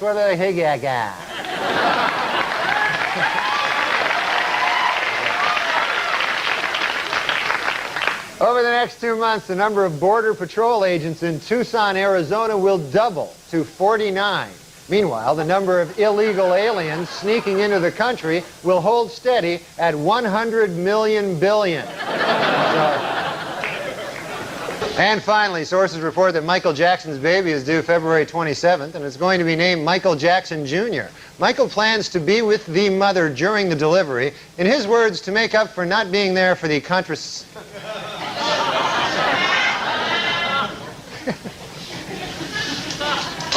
Sources report that Michael Jackson's baby is due February 27th.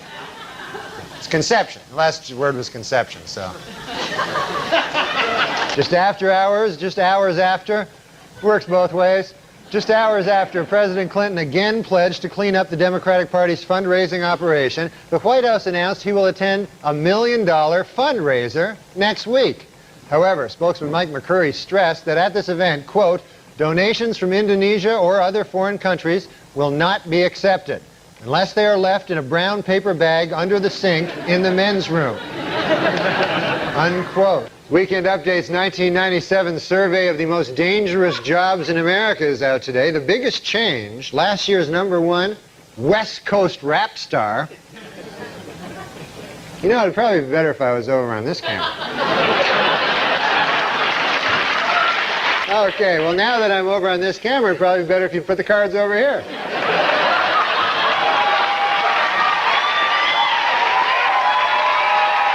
The 1997 Most Dangerous Jobs in America is out, and this year, a little bit of a change. Last year's #1 West Coast rap star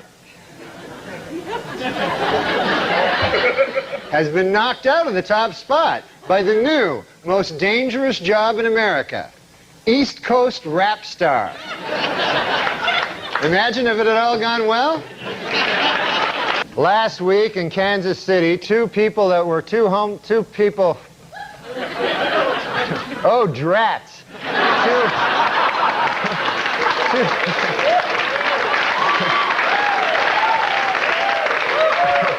Two homeless people who met at a soup kitchen were married in front of homeless guests at the very same soup kitchen. For those who want to give the couple a wedding gift, they are registered at Kansas City's District 5 recycling pen. Last weekend in Washington, a new museum dedicated to broadcast Fuck was that? Last weekend in Washington, a new museum.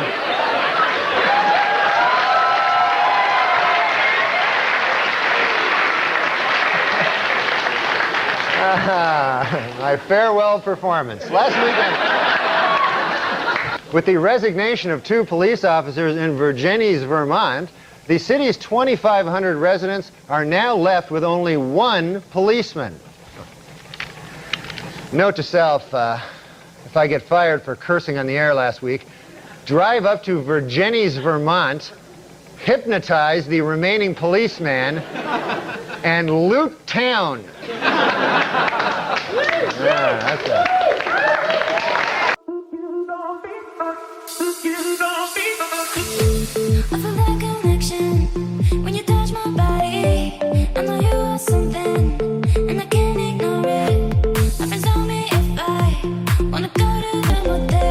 Biggest show right now in the planet is Kate and Ashley plus what?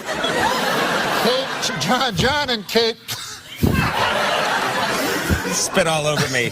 That's all right. John and Kate plus 8. You did it. You did it. Yeah. John and Kate plus 8. There's a show called Rock of Love. Yes, Bret Michaels, Rock of Love. Yes, yeah. Bret Michaels, and he had a band called Rock of Love, and he was a big band singer. He had a band called Poison. Whatever. Yeah. And Poison. Yeah. But their hit song was Rock of Love. So, anyways, the idea is that he gets these ladies. He says he may pardon the McDougalls if they're, if they go to jail, he may pardon them. And then they asked him, they said, what about Hillary if she, if she is, because she's also a co-conspirator in this if she thing. gets sent away. If she gets sent away, will he pardon her? And Clinton said, you do the crime, you do the time, he said.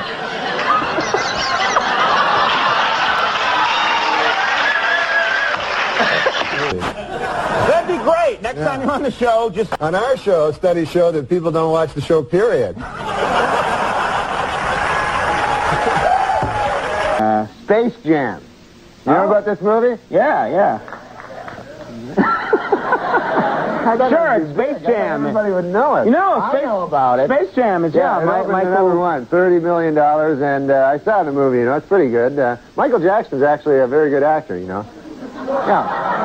He's no Shaquille O'Neal, but he's a good, I don't know, this isn't going well. Michael Jordan. What did I say? Michael Jackson. Oh, that's why. No, but Michael Jordan is in this movie, right? He is in the movie, yeah.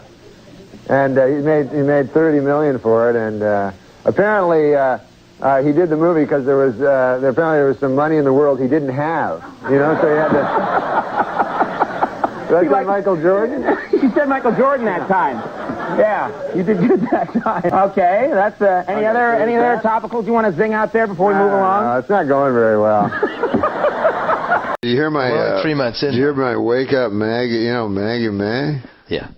By Rod Stewart. Yes, I do. Well, you want to hear my impression of Gordon Lightfoot doing that? First Absolutely. 5 lines Canadian of the hero, song? Gordon Lightfoot. Yeah. She told me your riddle I'll never forget. Then she left with the answer I've never found yet. Wake up, Maggie, I think I got something to say to you. It's late September and I really should be back at school. I know I keep you amused, but I feel I'm being used. Oh, Maggie, I couldn't have tried anymore. I was like he was here. That was unbelievable. He has a very unsexy voice. It only works that time if you have a sexy voice. Where does he rank in the Canadian pantheon? He's pretty high up Is he there. higher than Bryan Adams? Oh, yeah. He's higher than Bryan Adams. You know, I guess the highest is like Neil Young. He's the great-granddaddy of them all. I don't think I knew that Neil Young was Canadian. Oh, yeah, man. I'll give you even a better story, you know, than that. Every story's better than that story. No, but he was, his father, Scott Young, was a sports reporter for the Toronto Globe and Mail. Yeah. And he was one of our better sports scribes, you know. He was a credit to the fifth estate, as they call sports writing. No, but anyways, he was an old fella, you know, Yeah. a tough old bird, but a beautiful writer, you know, as was his son. So he was estranged from his son because he became a hippie. And then one day, Scott Young, at 55, was driving down the 401 in Toronto, and the song came over the radio, Old Man, Take a Look at My Life, that he had written, you know, for his father, and his father phoned him, and they've been close ever since. Isn't that beautiful? Wow. I never knew what the genesis was behind that song. Yeah. Old man, take a look at your life. Emotional. I'm a lot like you are. Wait a Maggie, I could. Okay, whatever. So, I need your love. You free my mind. I need your love. Yeah, you free my mind. Gordon Lightfoot, one of my favorite singers and performers. He's also a close personal friend of mine. Phone him and ask him. He'll tell you. You know, if Gordon were here tonight, and if he dressed himself, and if he played the piano, and if his favorite singer were Rod Stewart, you might hear something like this.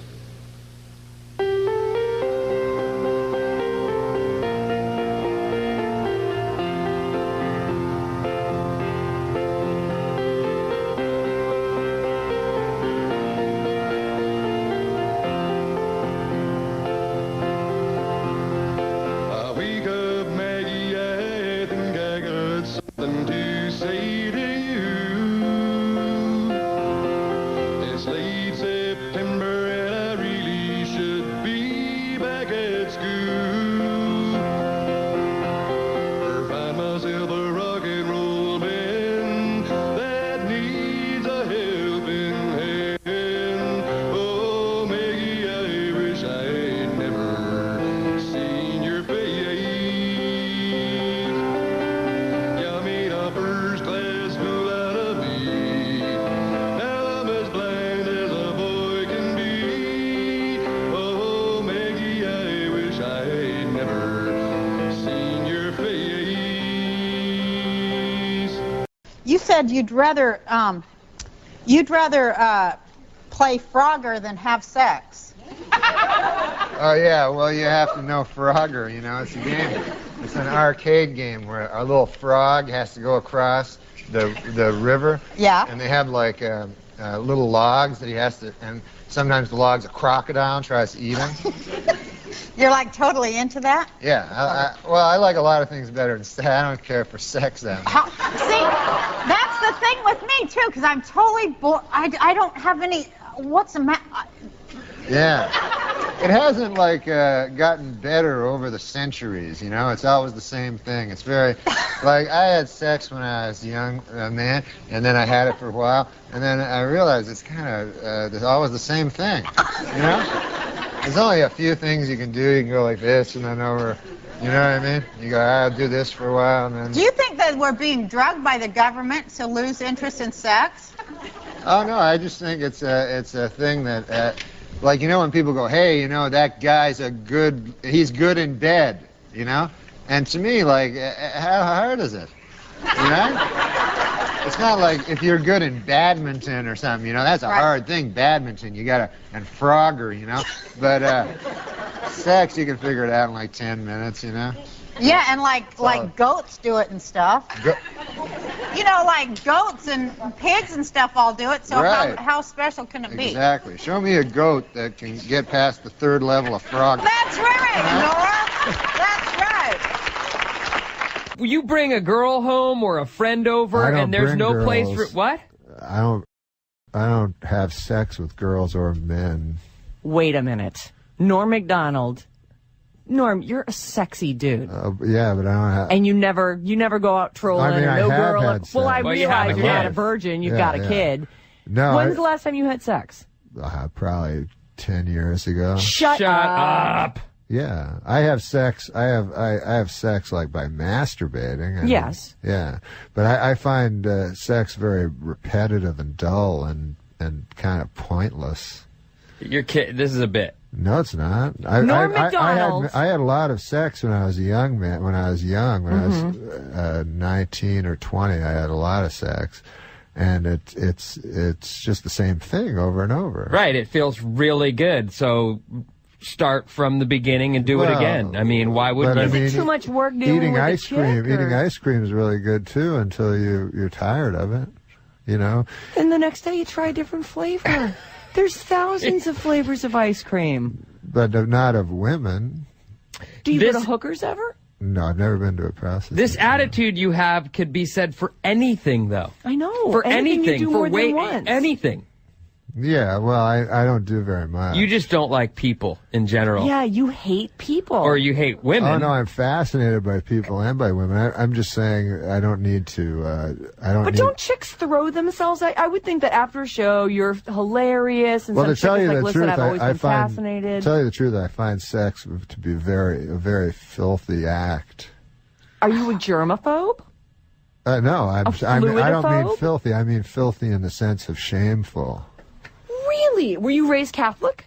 No. Oh. He's doing a bit. No, I'm not doing a bit. I find it really hard to believe you haven't had sex in 10 years. I think I think that sex is shameful and that people have sex knowing that it's shameful. And again, it's like death. They just live in this fool's paradise where they pretend it's not. I mean, obviously, people don't have sex in public, so there must be some shame. Some people do. But it's because you don't want to be caught in that compromise. You know, you're not exactly at your most attractive when you're having sex. There's all these. Well, there's social norms. You don't go to the bathroom in public either, but Exactly. I'm not ashamed of that. Exactly. What? I'm not ashamed of going to the bathroom. It's part of taking in to stay alive. You have to evacuate. I'm not ashamed of that. That just comes with the territory. Of course, and you have to ejaculate too. But I evacuate and ejaculate in private. I don't evacuate in front of another person. That's exactly what I'm saying. So you're not ashamed of it. You do it in order. I am ashamed. But he is ashamed of it. That's why what I do he's it saying. alone. Do you evacuate in front of people? No, but I'm saying I'm not ashamed. It's just not polite. It's not because a social. It's something that you share with somebody else. I mean, are you? Is it a fear of intimacy? Do you not let anybody too close? No, I'm not afraid for them.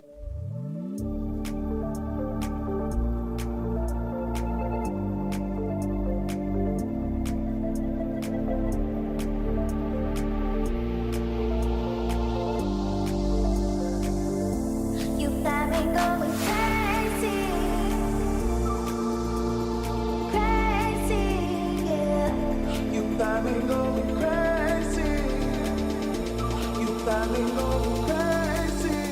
Yeah.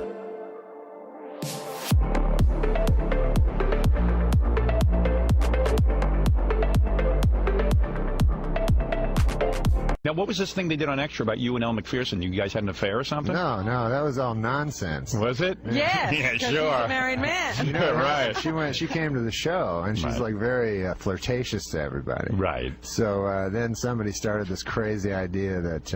And she's very bright, so you get attracted to a very smart woman who's good looking, right? She's bright? I'm just kidding. Oh. No, right. So you're saying that Elle Macpherson was on the show as a guest. She's a gorgeous woman. She's beautiful. Well, yeah, I guess, but I don't have I'm not like you. I don't have like a real high sex drive. Right. You don't really? No, not at all. Well, that's something to advertise. Yeah. she was flirtatious, and were you like sort of being flirtatious with her? You had to be attracted to her. No, I wasn't attracted. At all? I'm not attracted to like girls that much. I used to be when I was young. And you're not gay? Maybe those paint pellets were telling you something, pal. I'm telling you right now. No, when I was young, I used to be. Really? Yeah. Well, you're still a young guy. You do have sex with your wife, don't you? Yeah, I have sex with my wife. Yeah. How often? Like once a week? Well, the thing is, like with my wife, we have sex because we know exactly what to do with each other. But if I was with somebody else, I'd have to, I don't believe this for a minute. No, I'm serious. I've never met a guy who said this. But how often do you have sex with your wife? I've never met a guy who says, your sex life doesn't, your sex drive doesn't, you don't have a low sex drive. Yeah. There's just no way. Does he masturbate? Do you masturbate? Oh, yeah. You do. So then you have a high sex drive. For myself. No.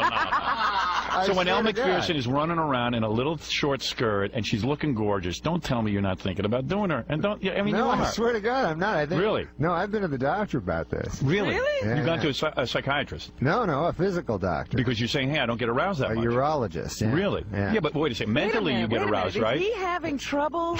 Are you having trouble getting aroused? I'm telling you, you're gay. No. Wait a second. You're telling me. No, I can masturbate as much as anybody. Okay. No, not as much as me. Yeah, believe me, don't take that challenge. He has more free time, I bet. Wait, Norm, I don't understand something. What? You went to a doctor, you said, hey, what's with me? I'm around Elle Macpherson and I'm not getting aroused. No, I didn't mention her. Yeah, but and you started to get concerned that, hey, why am I not getting aroused around these beautiful women? Yeah, because I used to always get aroused all the time, no matter what. Like I could see a giant fat woman, like part of her ass. Right, and you get excited by that. Yeah. Are you on medication of any kind? No. I just now I'm just. Do you need that testosterone patch or something? Yeah. What's that? Yeah, it makes you more masculine. You know what I mean? But then your hair falls out. Yeah. You got to be careful about that. Yeah. Wait, explain something to me. What's that? Are you putting me on or are you being serious? No, I'm serious. You're being serious. It's hard to tell him. You're saying, no, I think he's a straight ahead kind of guy. Oh, I'm serious. You know, I mean, I've only met Norm once, but. I would love to talk to the doctor. Right. Well, actually, I met you twice. I met you backstage at Letterman, too. So, you're telling me, let me get this straight. Yeah. You got concerned because you're around a lot of beautiful women and suddenly you weren't getting as many erections as you used to. Right. You go to the doctor, he checks out your weenie. Oh, he checked out my prostate. Right. And was anything wrong?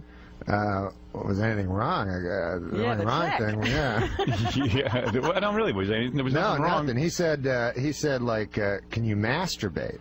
Same thing we asked. Yeah, so I go, yeah, sure, I like doing that. Right, so, and your wife and you have sex, what, once a week? I have sex. Wait a minute. So, Norm, what do you think about? What? When you're masturbating? What do you think about? Well, like... Fat woman's ass? No. Like, who do you think? Did you ever think about Elle Macpherson? No. Oh, I don't believe that. Who do you think about? I don't think girls about... you just met. I'll tell you something. I can't think about, like, girls that I don't think I could have sex with, because I don't have that good an imagination. Right, it's got to be someone you think you can get. Right, That's how I am. Right. So I sometimes I think of, like, kind of unattractive girls where I'm right when you're doing stuff.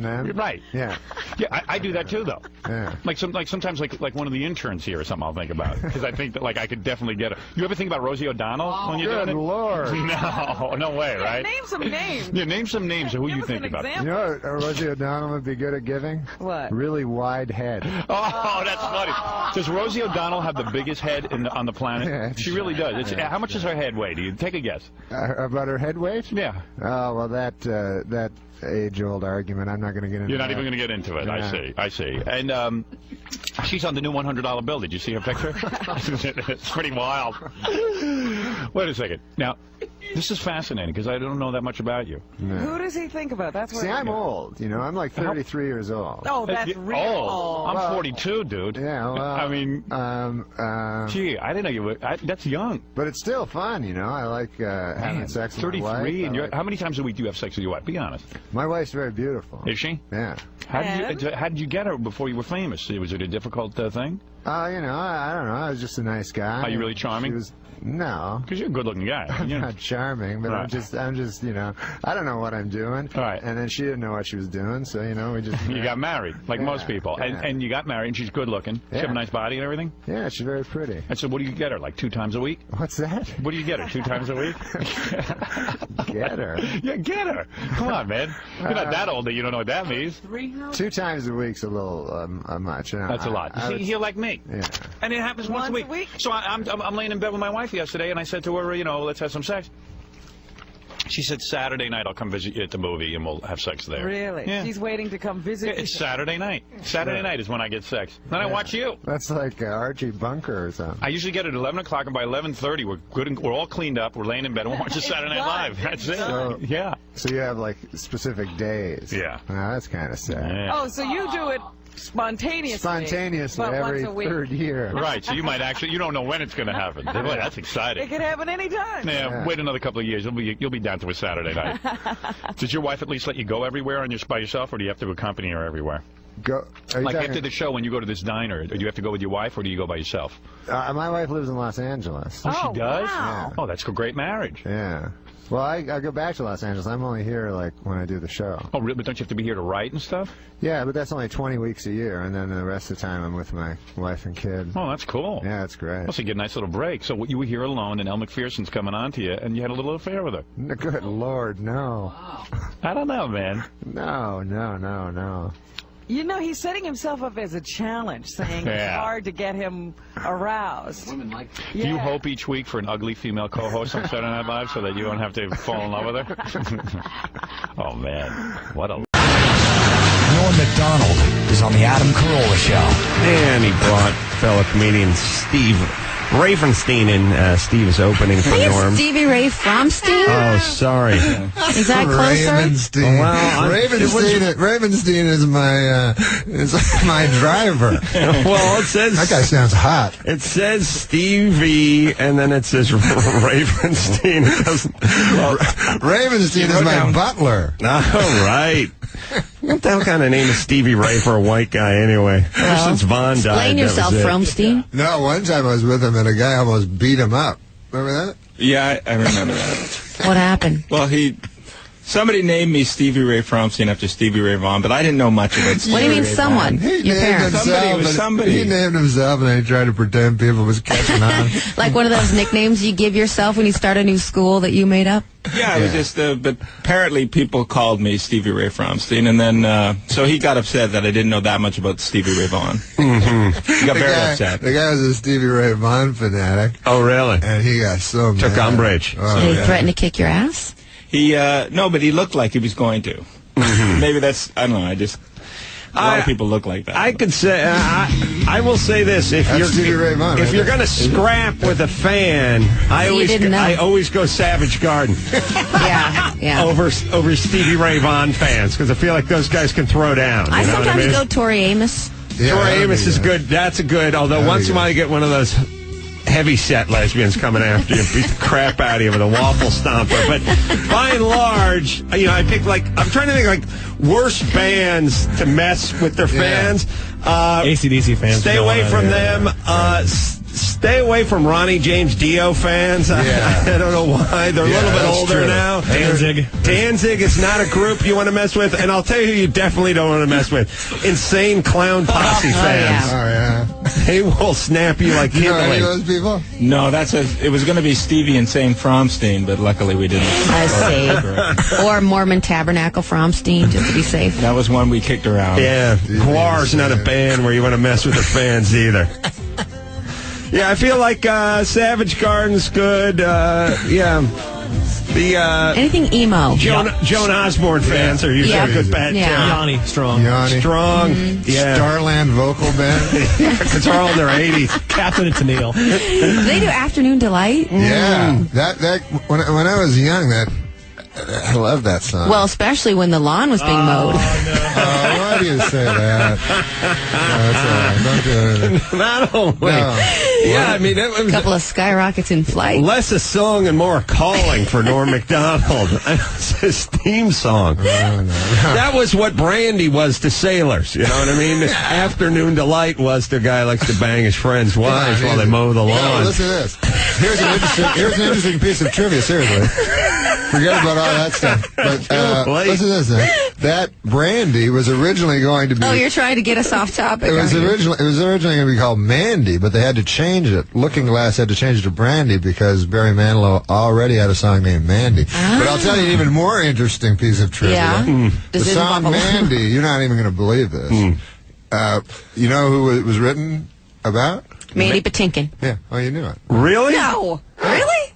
Oh, no, that's just one of those gay urban cowboy tales, right? She knew it, right? I know. She was making a joke, really? That's the only Mandy I know other than Moore. Was it really written from Mandy Patinkin? Yeah. So you wrote that about a dude? Well, it's the only Mandy she knows is a dude. All right. Well, that's a decent point. But also remember, Elton John is into dudes. So it makes complete sense. Did he write Mandy? Yeah. It was going to be Mandy, you're like a candle in the wind, but he didn't die. I see. Wait a minute. I thought Mandy was Barry Manilow. I thought so, too. Oh, yeah. Who dies that? Yeah, Barry Manilow. I'm sorry. I didn't mean to out anyone. No, you're still on. Barry Manilow may be not gay, but I know Elton John comes right out and tells you. That's what I like about him. I think. Well, actually, Barry tells you in his actions and his. I saw Elton John's show at the Mirage. And this was, the red piano. Yeah, you saw it? No, but I saw the poster. Was it good? That guy, now he's out of the closet. I guess it's like suppressing it for so long. Then he's out of the closet like crazy, you know? So he's like, he had a big video screen behind him. And so he said, a lot of people don't know what my songs are about. So it'll explain it with these giant screens behind me. So he goes, Daniel. He starts with Daniel, and that song Daniel, my always brother, kind of confused me. One of my favorite Elton John songs. But I never understood the He's point. blind. Yeah, did he go to war? He's on a plane. It's very confusing. He goes, a lot of people always ask me what Daniel's about. He goes, I hope this explains it. Daniel Stern starts playing it, right? And then all of a sudden, like on all the screens, guys in Speedos diving into. Everyone was a super hot dude. I don't know if they're super hot, but to him, they were super hot. You know they're hot. Right. So but that guy sounds hot. Yeah. But every song that you think has all this underlying... It's just about a hot guy? It's just about a hot dude what's his name? It just turned into like a honcho magazine, right? Yeah. Or Hondo. He's like, what's your name? Daniel? Yeah, I'll write you a song. You're hot, or whatever the hell it is. John Wayne movie? All right. Mandy Patinkin was kind of hot in his day. Mandy Patinkin, yeah. Well, why do you mention? About Mandy, Barry Manilow. So not much clarity as far as the song goes, but a lot of dudes in Speedos. Yeah. But the song was still remained as mysterious to me as when I first entered the concert. But at the end of the concert, crazy things happen. Like all of a sudden, out of the blue, like these things like expand, blow up, like that are plastic on the stage. You didn't know what they were. Right. Turned out there were two giant peaches and a huge banana. That represented like subtle, dirty. Really? Yeah. Can I say this? Do you guys feel that Stevie Ray Fromstein, by the way, instead of the way I said it the first time, in studio is going to be out at the Irvine Improv with Norm MacDonald as well Friday through... No, he's not out. Well, speaking of out, that's my point. Oh, okay. There are these like guys, these artists who used to do tons of drugs, and then they clean up, and then the music sort of sucks. I feel it's the same way with the gays. When they're closeted and struggling with their sexuality, they're writing all these songs that could only, creatively, when you're kind of turning in on yourself, and you're angry at the world, and you're angry at your parents, and then at a certain point, you get enough... you get enough therapy, and you clean up, and you come out of the closet, now all your music sucks. You know what I mean? Like, I like these guys better when they're closeted and struggling. Like artists, like Mike Tyson, after he gets his paycheck for $20 million and gets a couple Bengal tigers, he stops winning. You know what I mean? Exactly. He loses the eye. No, you're right. Yeah. And also another thing is if if the subject matter is beyond the pale of polite talk, right? Then the singer has to find subtler ways. Just as an author in the old day, you know, Tess of the Dubervilles was very erotic, and yet, you know, he had to use like all clean words. Right. So if you're writing a gay love song, you have to find more subversive ways. Now when you hear them, they're just like, Ben, you know, or whatever it is. Daniel, I'd like to put it in your bunghole.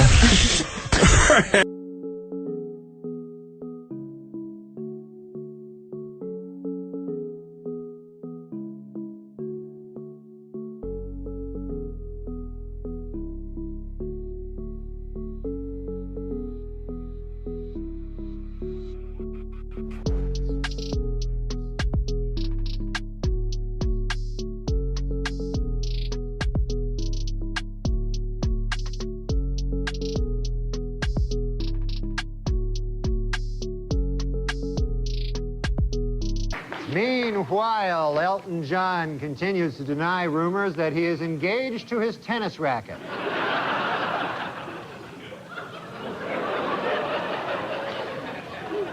TriStar's Picture is planning a film about the 70s disco act, The Village People. While the movie will be coming out next summer, it plans to wait until Thanksgiving to come out to its parents. The artist formerly known as Prince says he now wants to be known as simply the artist. Meanwhile, I will continue to refer to him as simply the fruit.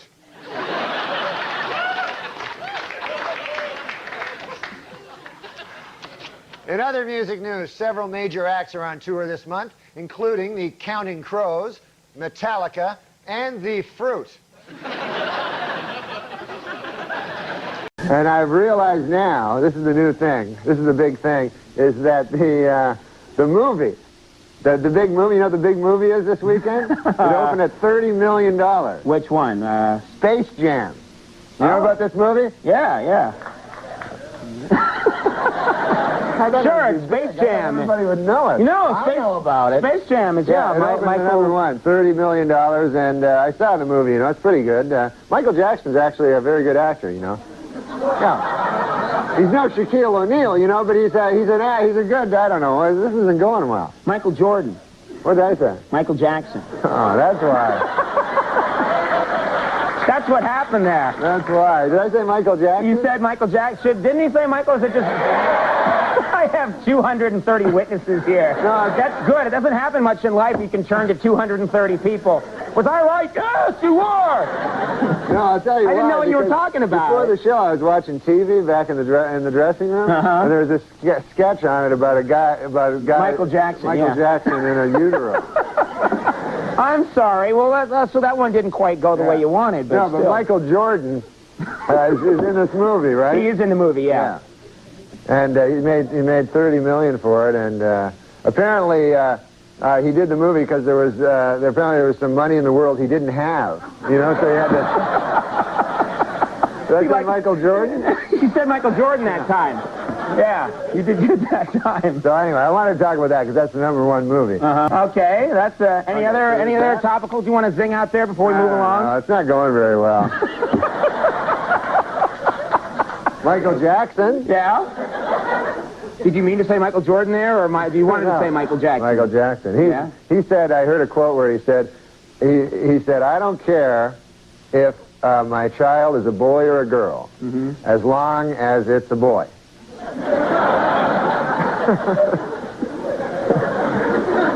He's going to name it. He said he doesn't know what he's going to name it. He said he thinks if it's a girl, he's going to name it Sharon. Really? Yeah. And if it's a boy, he's going to have sex with it. That's what he said. Oh, the camera's on me now. Kind of thought I would linger over there, and I could kind of look down and get my wind back. I was shocked by it, too.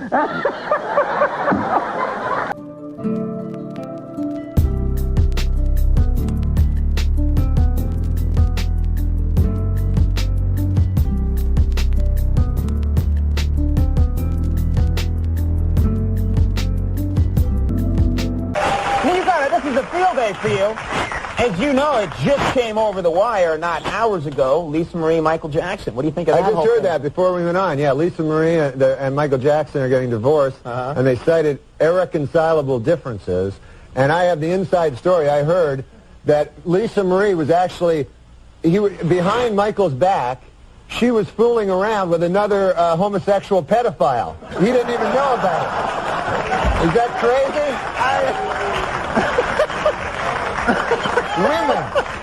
Women, huh? That's women for you. Oh, you blew that here. You could have used that on the update. I was thinking of that right before. I could have said that. Oh, man. Well, that's all good stuff. All gold. And thanks so much for coming here. I know this is hard. The actor who appeared in commercials for many years as the Marlboro Man has died of lung cancer. Asked if he contracted the disease by smoking, a spokesperson for the tobacco industry responded by saying, "What's that behind you?" then ran away. The U.S. Tobacco Company has announced that between now and December 31, it will donate a portion of its sales, at least $1 million, to the National Volunteer Fire Council. In return, U.S. Tobacco asked that for the rest of the year, everyone pretend that cigarettes don't cause cancer. According to newly released confidential memos, presidents of the nation's largest tobacco companies decided as early as 1964 that cigarettes should contain increasingly higher and higher levels of nicotine. Asked to comment, a spokesman for the tobacco industry said, "Really, that's interesting," then got plastic surgery and moved to France.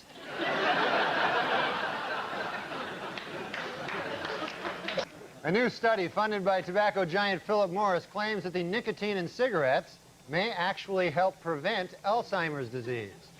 Executives at Philip Morris caution that the study is not conclusive, but just to be safe, everyone on Earth should start smoking.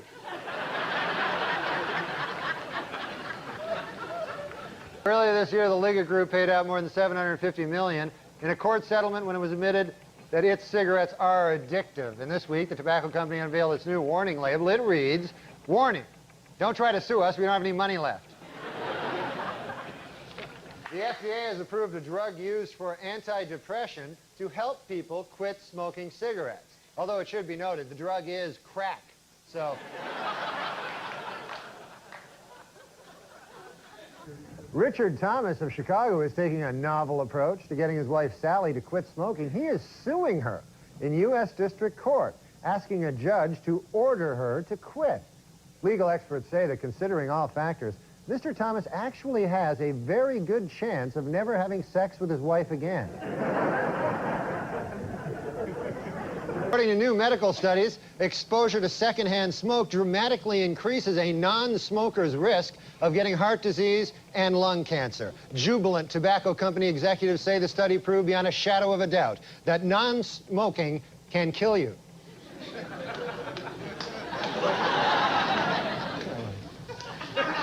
That one wasn't very good, but try to laugh anyway, because it helps Farley have a little rest. The most restrictive smoking ban in the nation took effect this week in New York, and already the city has gained over 9,000 pounds. Well, the Learning Annex in New York is offering a new course to teach women how to smoke cigars. The fee to enroll in the class is $100. The fee to watch the class is $200.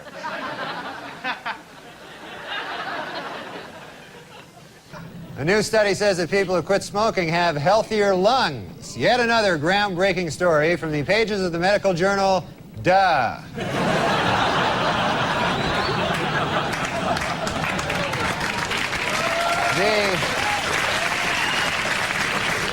A recent consumer poll showed that Hershey is America's favorite company, while Philip Morris is America's least favorite. In the middle, the company that makes chocolate cigarettes. Right in the middle. Postal authorities removed a cigarette from a photo of blues artist Robert Johnson to help dignify the musician in a new stamp they've issued in his honor. This isn't the first time the post office has altered a photograph. In fact, the original photo used on the Elvis stamp was based on this photo.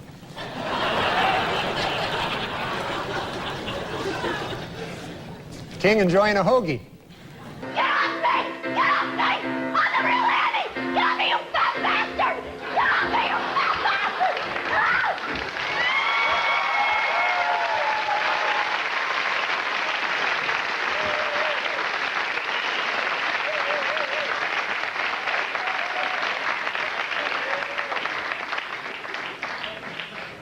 Oh, that was fun, wasn't it?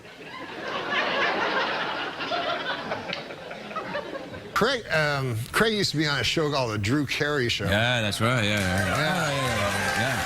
And you did the show right next door. You had the NORM MACDONALD show right next door. And then I remember you were like, we had trailers, and I'd always be in my trailer. I like to go to my trailer and smoke cigarettes. Yeah, that's right. Yeah. And then you'd be in your trailer, and you'd be writing movies, and then directing movies, and then you'd be writing books. Yeah. It was because I was trying to not smoke. But people are waylaid by your laid-back image. They don't realize what a furnace of ambition you are. Hey, that's true. I am. I zig when they zag. That's what it is. Yeah. Listen, it's good. You don't smoke anymore. You look like healthy. You. No, I quit smoking. Yeah, I read that on the side of the thing. What did you say? It's dangerous. It can kill you. No. Yeah, I realized like I was smoking all the time, and it's like you smoke and you don't even get high, and. Well, you can't. They're not mutually exclusive. You can get high and smoke. It's not like you have to make a choice. No, I'm saying the cigarettes do not. Get you high. Yeah. Well, you could. There's a substance you can put in them though if you want. Oh yeah, no, I don't do drugs or alcohol. Or Neither do I. You used to be. I thought you were alcoholic. Gosh, Norm. Tom has drank for as long as I've known him. Yeah. Oh, yeah, I drink, yeah. I'm starting to smoke, too. You've started smoking? I'm starting now. I'm just starting. It's harder than you think. You should probably start with a patch. Yeah. No, I actually started with the e-cigarettes. Oh, did you really? Yeah, I was smoking those for the last couple of months. I think you actually were. Yeah, and then gradually built up sort of an addiction to the nicotine. So you work backwards. Yeah. Do you think we stop saying N-rig, which means, or N-rich, or nigger-rich, or nigger-rig, which were terms that some people are going, were they terms? Because, well, it's a fine. Or do you think we just shouldn't use people? Or what'd they say when you, stop with that joint there, you're getting spit on it. So, no, hold on a second. Huh? So most people would say that we stopped those things because it was egregious. Yes. I know what I'm saying. Yeah, no, I know. And so you have to say, give you another example. So if the all afternoon, as we do this, you've been playing on and off with a cigarette. Do you smoke? I quit smoking a year ago. Good for you. Thank you. You quit smoking. Yeah. And you, when you smoked at the Tomorrow Show, we puffed. We didn't smoke. We puffed. You probably caused many children to start smoking. So you hold a cigarette and you never light it? Yes, it helps me. I have an oral fixation, the doctors tell me. That never. I'm like Beretta. Are you doing this to be a funny thing, or do you really have to kind of I'm doing it. No, I feel that I have an oral fixation. You know about that. I don't have that, by the way. If it's not this, I go straight. You don't like sucking cock? I don't like sucking cock. I mean, I have done it. Yeah, I wouldn't like it. You know why I wouldn't like it? Why? Aren't those animals, like inside the cum? Like I remember the sperm, you mean? Yeah. So to me, like it's a bunch of animals and stuff. Take me on a journey. Take me far away from this life. I'd leave it in a hurry. Let's run away before more than like you can. Okay, since nicotine is such an addictive drug, do you think someday you'll have to have a prescription to buy a pack of cigarettes? Well, they always bring up the Constitution and talk about how we should still have the right to a militia and all that. But let's face facts, this country was built on tobacco growers. So, if you're going to start changing If you're not going to change one thing because it comes from way back then, you can't change this either. There are farmers out there who make a living. Tobacco is one of the crops that got this country going. So, no, I don't think they'll ever make it illegal. Yeah, no, they shouldn't make it illegal. I know. I think Norm's backing me up on that. What motivated you to quit? Well, I guess I read this thing about how it was like a phallic symbol, and that my doctor went in. He said, you probably have an oral fixation, which you know what that means. Let's not kid ourselves, right? So that's why I always smoke like cigarettes instead of cigars, because if I'm gonna have I like a little white thin cock, you know? Are we back to cocks again?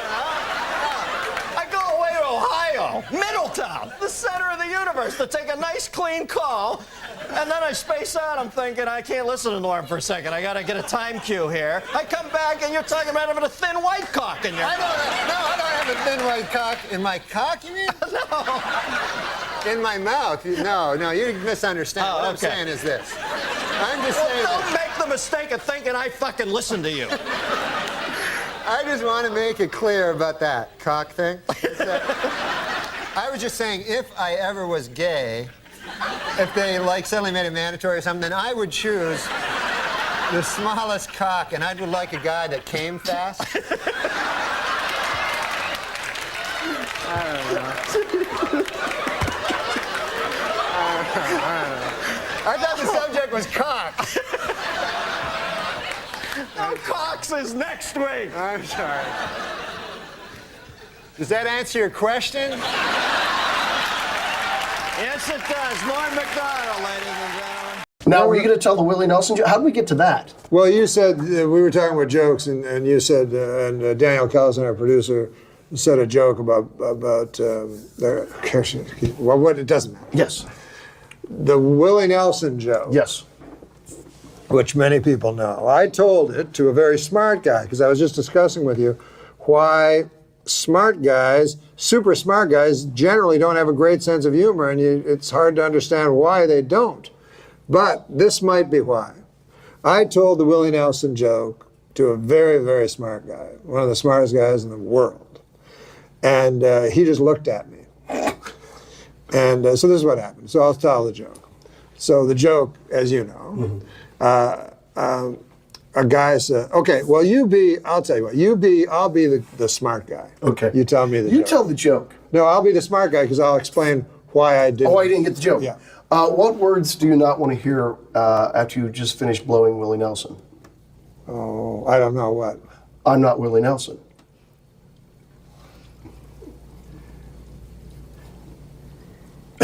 That's the reaction the guy gave you? That doesn't make any sense.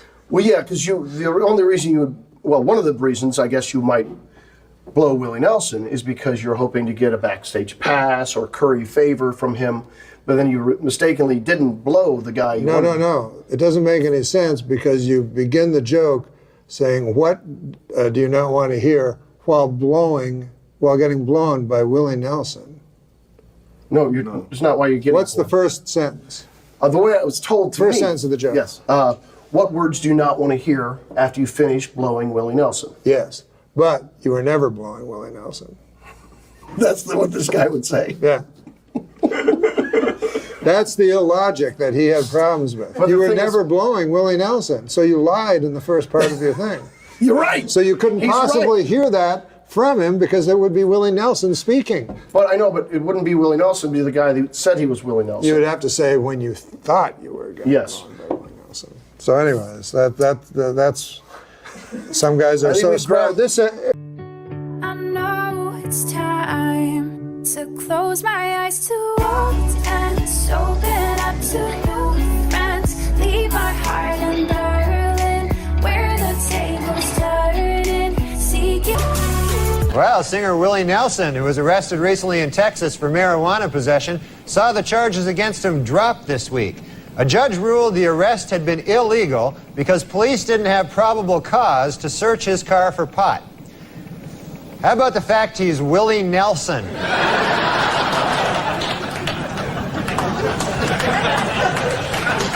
Hey, did you see the filth out did there. you see the Kramer thing? Oh, I did see that. We could look at that right now if we wanted to, but we don't have to Makes look me at that. laugh. Yeah. Does that make you laugh when you see that? You've The done. whole You've thing done. makes me laugh. You've done stand-up. I know Michael Richards. You do? Okay. And he's no racist. He's not a racist. And when you say something like that crazy, it can only be a joke. You know what I mean? He was out of his head element. He didn't know what to do. Yeah. But there's no way that a guy who's racist screams it at the top of his lungs. You know what I mean? Well, certainly, I don't think he was anticipating the fact that a cell phone could have been putting this onto CNN as he was saying it. No, I think he was right. thinking, He wouldn't do it on the Craig Ferguson show. Right. Maybe on here, though. We could maybe to get him on here to recreate that rant. I don't know. Up here in front of the brick wall. You know what I read today? Yeah, in the what? Inquirer, that Michael Richards was attacked at that pink yogurt place. Oh, he was attacked? Yeah. Well, that's another thing that's sort of scary is, first of all, Mel Gibson has a career that he could hurt. Michael Richards doesn't really. Wait a minute, Norm. I believe Super Dave was going to tell a joke there. I'm kind of. Oh, I'm sorry. I thought it was really No.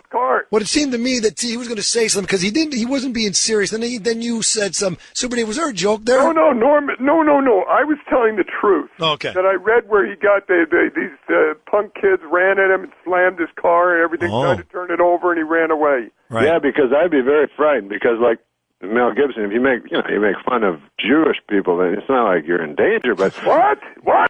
If you're driving around, you heard him. Oh, hey, here's the thing, and I'm going to say it again. Here's a very funny thing that happened. Marlon Brando, remember, said that Hollywood ran. The Jewish people ran Hollywood. That's right. Yeah, but Marlon Brando. And then he had to apologize. Marlon Brando. And they let him work. Say anything. Marlon Brando lived. Well, listen to Norm MacDonald and Super Dave argue about the Jews. Marlon Brando lived behind a cardboard cutout. What? He lived behind a cardboard cutout. He was 900 pounds. So he could basically say anything. No, but don't you think Michael Richards would be kind of in peril? And well, but I don't think he had a career. No, I'm saying just physically. Hey, did you cut us off? I didn't. Are we just talking? Yeah, you guys. We're not even on the radio. You haven't been on for the last hour, but it's great. So great. I haven't talked to Norm in about 3 weeks. Jonathan, don't you think that Michael Richards may have his life sort of in danger? Yes. No, I would move to either Tucson or Idaho. Yeah, or Wisconsin. Why, is Wisconsin good too? You know what I'm saying? Yeah. You mean like just a shack in the woods or something? Or Boston. He could move to Boston. Yeah. Stay hard. Yeah. Wait a second. No, wait. You know the joke about B.B. King's wife? No. You don't? No, I don't think so. B.B.'s having a birthday, so she wants to surprise him, so she goes to the tattoo parlor. She says, put a B on one cheek and a B on the other. So the guy does it. She goes home. B.B. comes home. She opens the door, bends over, drops her shorts, and says, surprise! He said, who's Bob?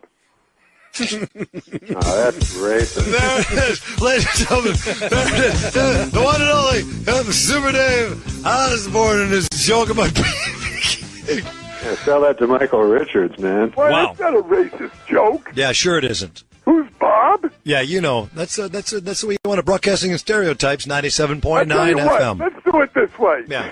Bob Hope's wife goes to a tattoo parlor. No, but you chose an African American. Well, but Bob Hope is dead. Yeah. Go ahead. And she says, put a B on one cheek and a B on the other. She comes home. Bob Hope comes home. She bends over, pulls her pants down, and he faints. Now, Bob Hope is dead. Yeah, I know. Bring me the body of the great Bob Hope. If he struggles a lifetime up with a rope. If he smells a bit, wash him down with soap. Just bring me the body of the great Bob Hope. Bring me the body of the great Bob Hope. Another song by Super Dave Osborne and Norm MacDonald. They've collaborated together on a great new CD, Music from Dead People. Want to hear something? Guy comes home with a duck under his arm. Oh, shut Wife up. opens the door. Yeah. She says, where the hell have you been? He says, this is the pig I've been screwing. She said, it's not a pig, it's a duck. He said, I'm not talking to you. All right, that's enough. That's enough. Super Dave, Norm MacDonald. Why did you make her African American in that joke? Yeah, why did you say? You heard it because you're racist. He said you're racist. He said, why didn't you make an African American in your joke? That's what you like to do, don't you? Super Dave. Hey, don't you feel sorry for Michael Richards, really, though? All right, good.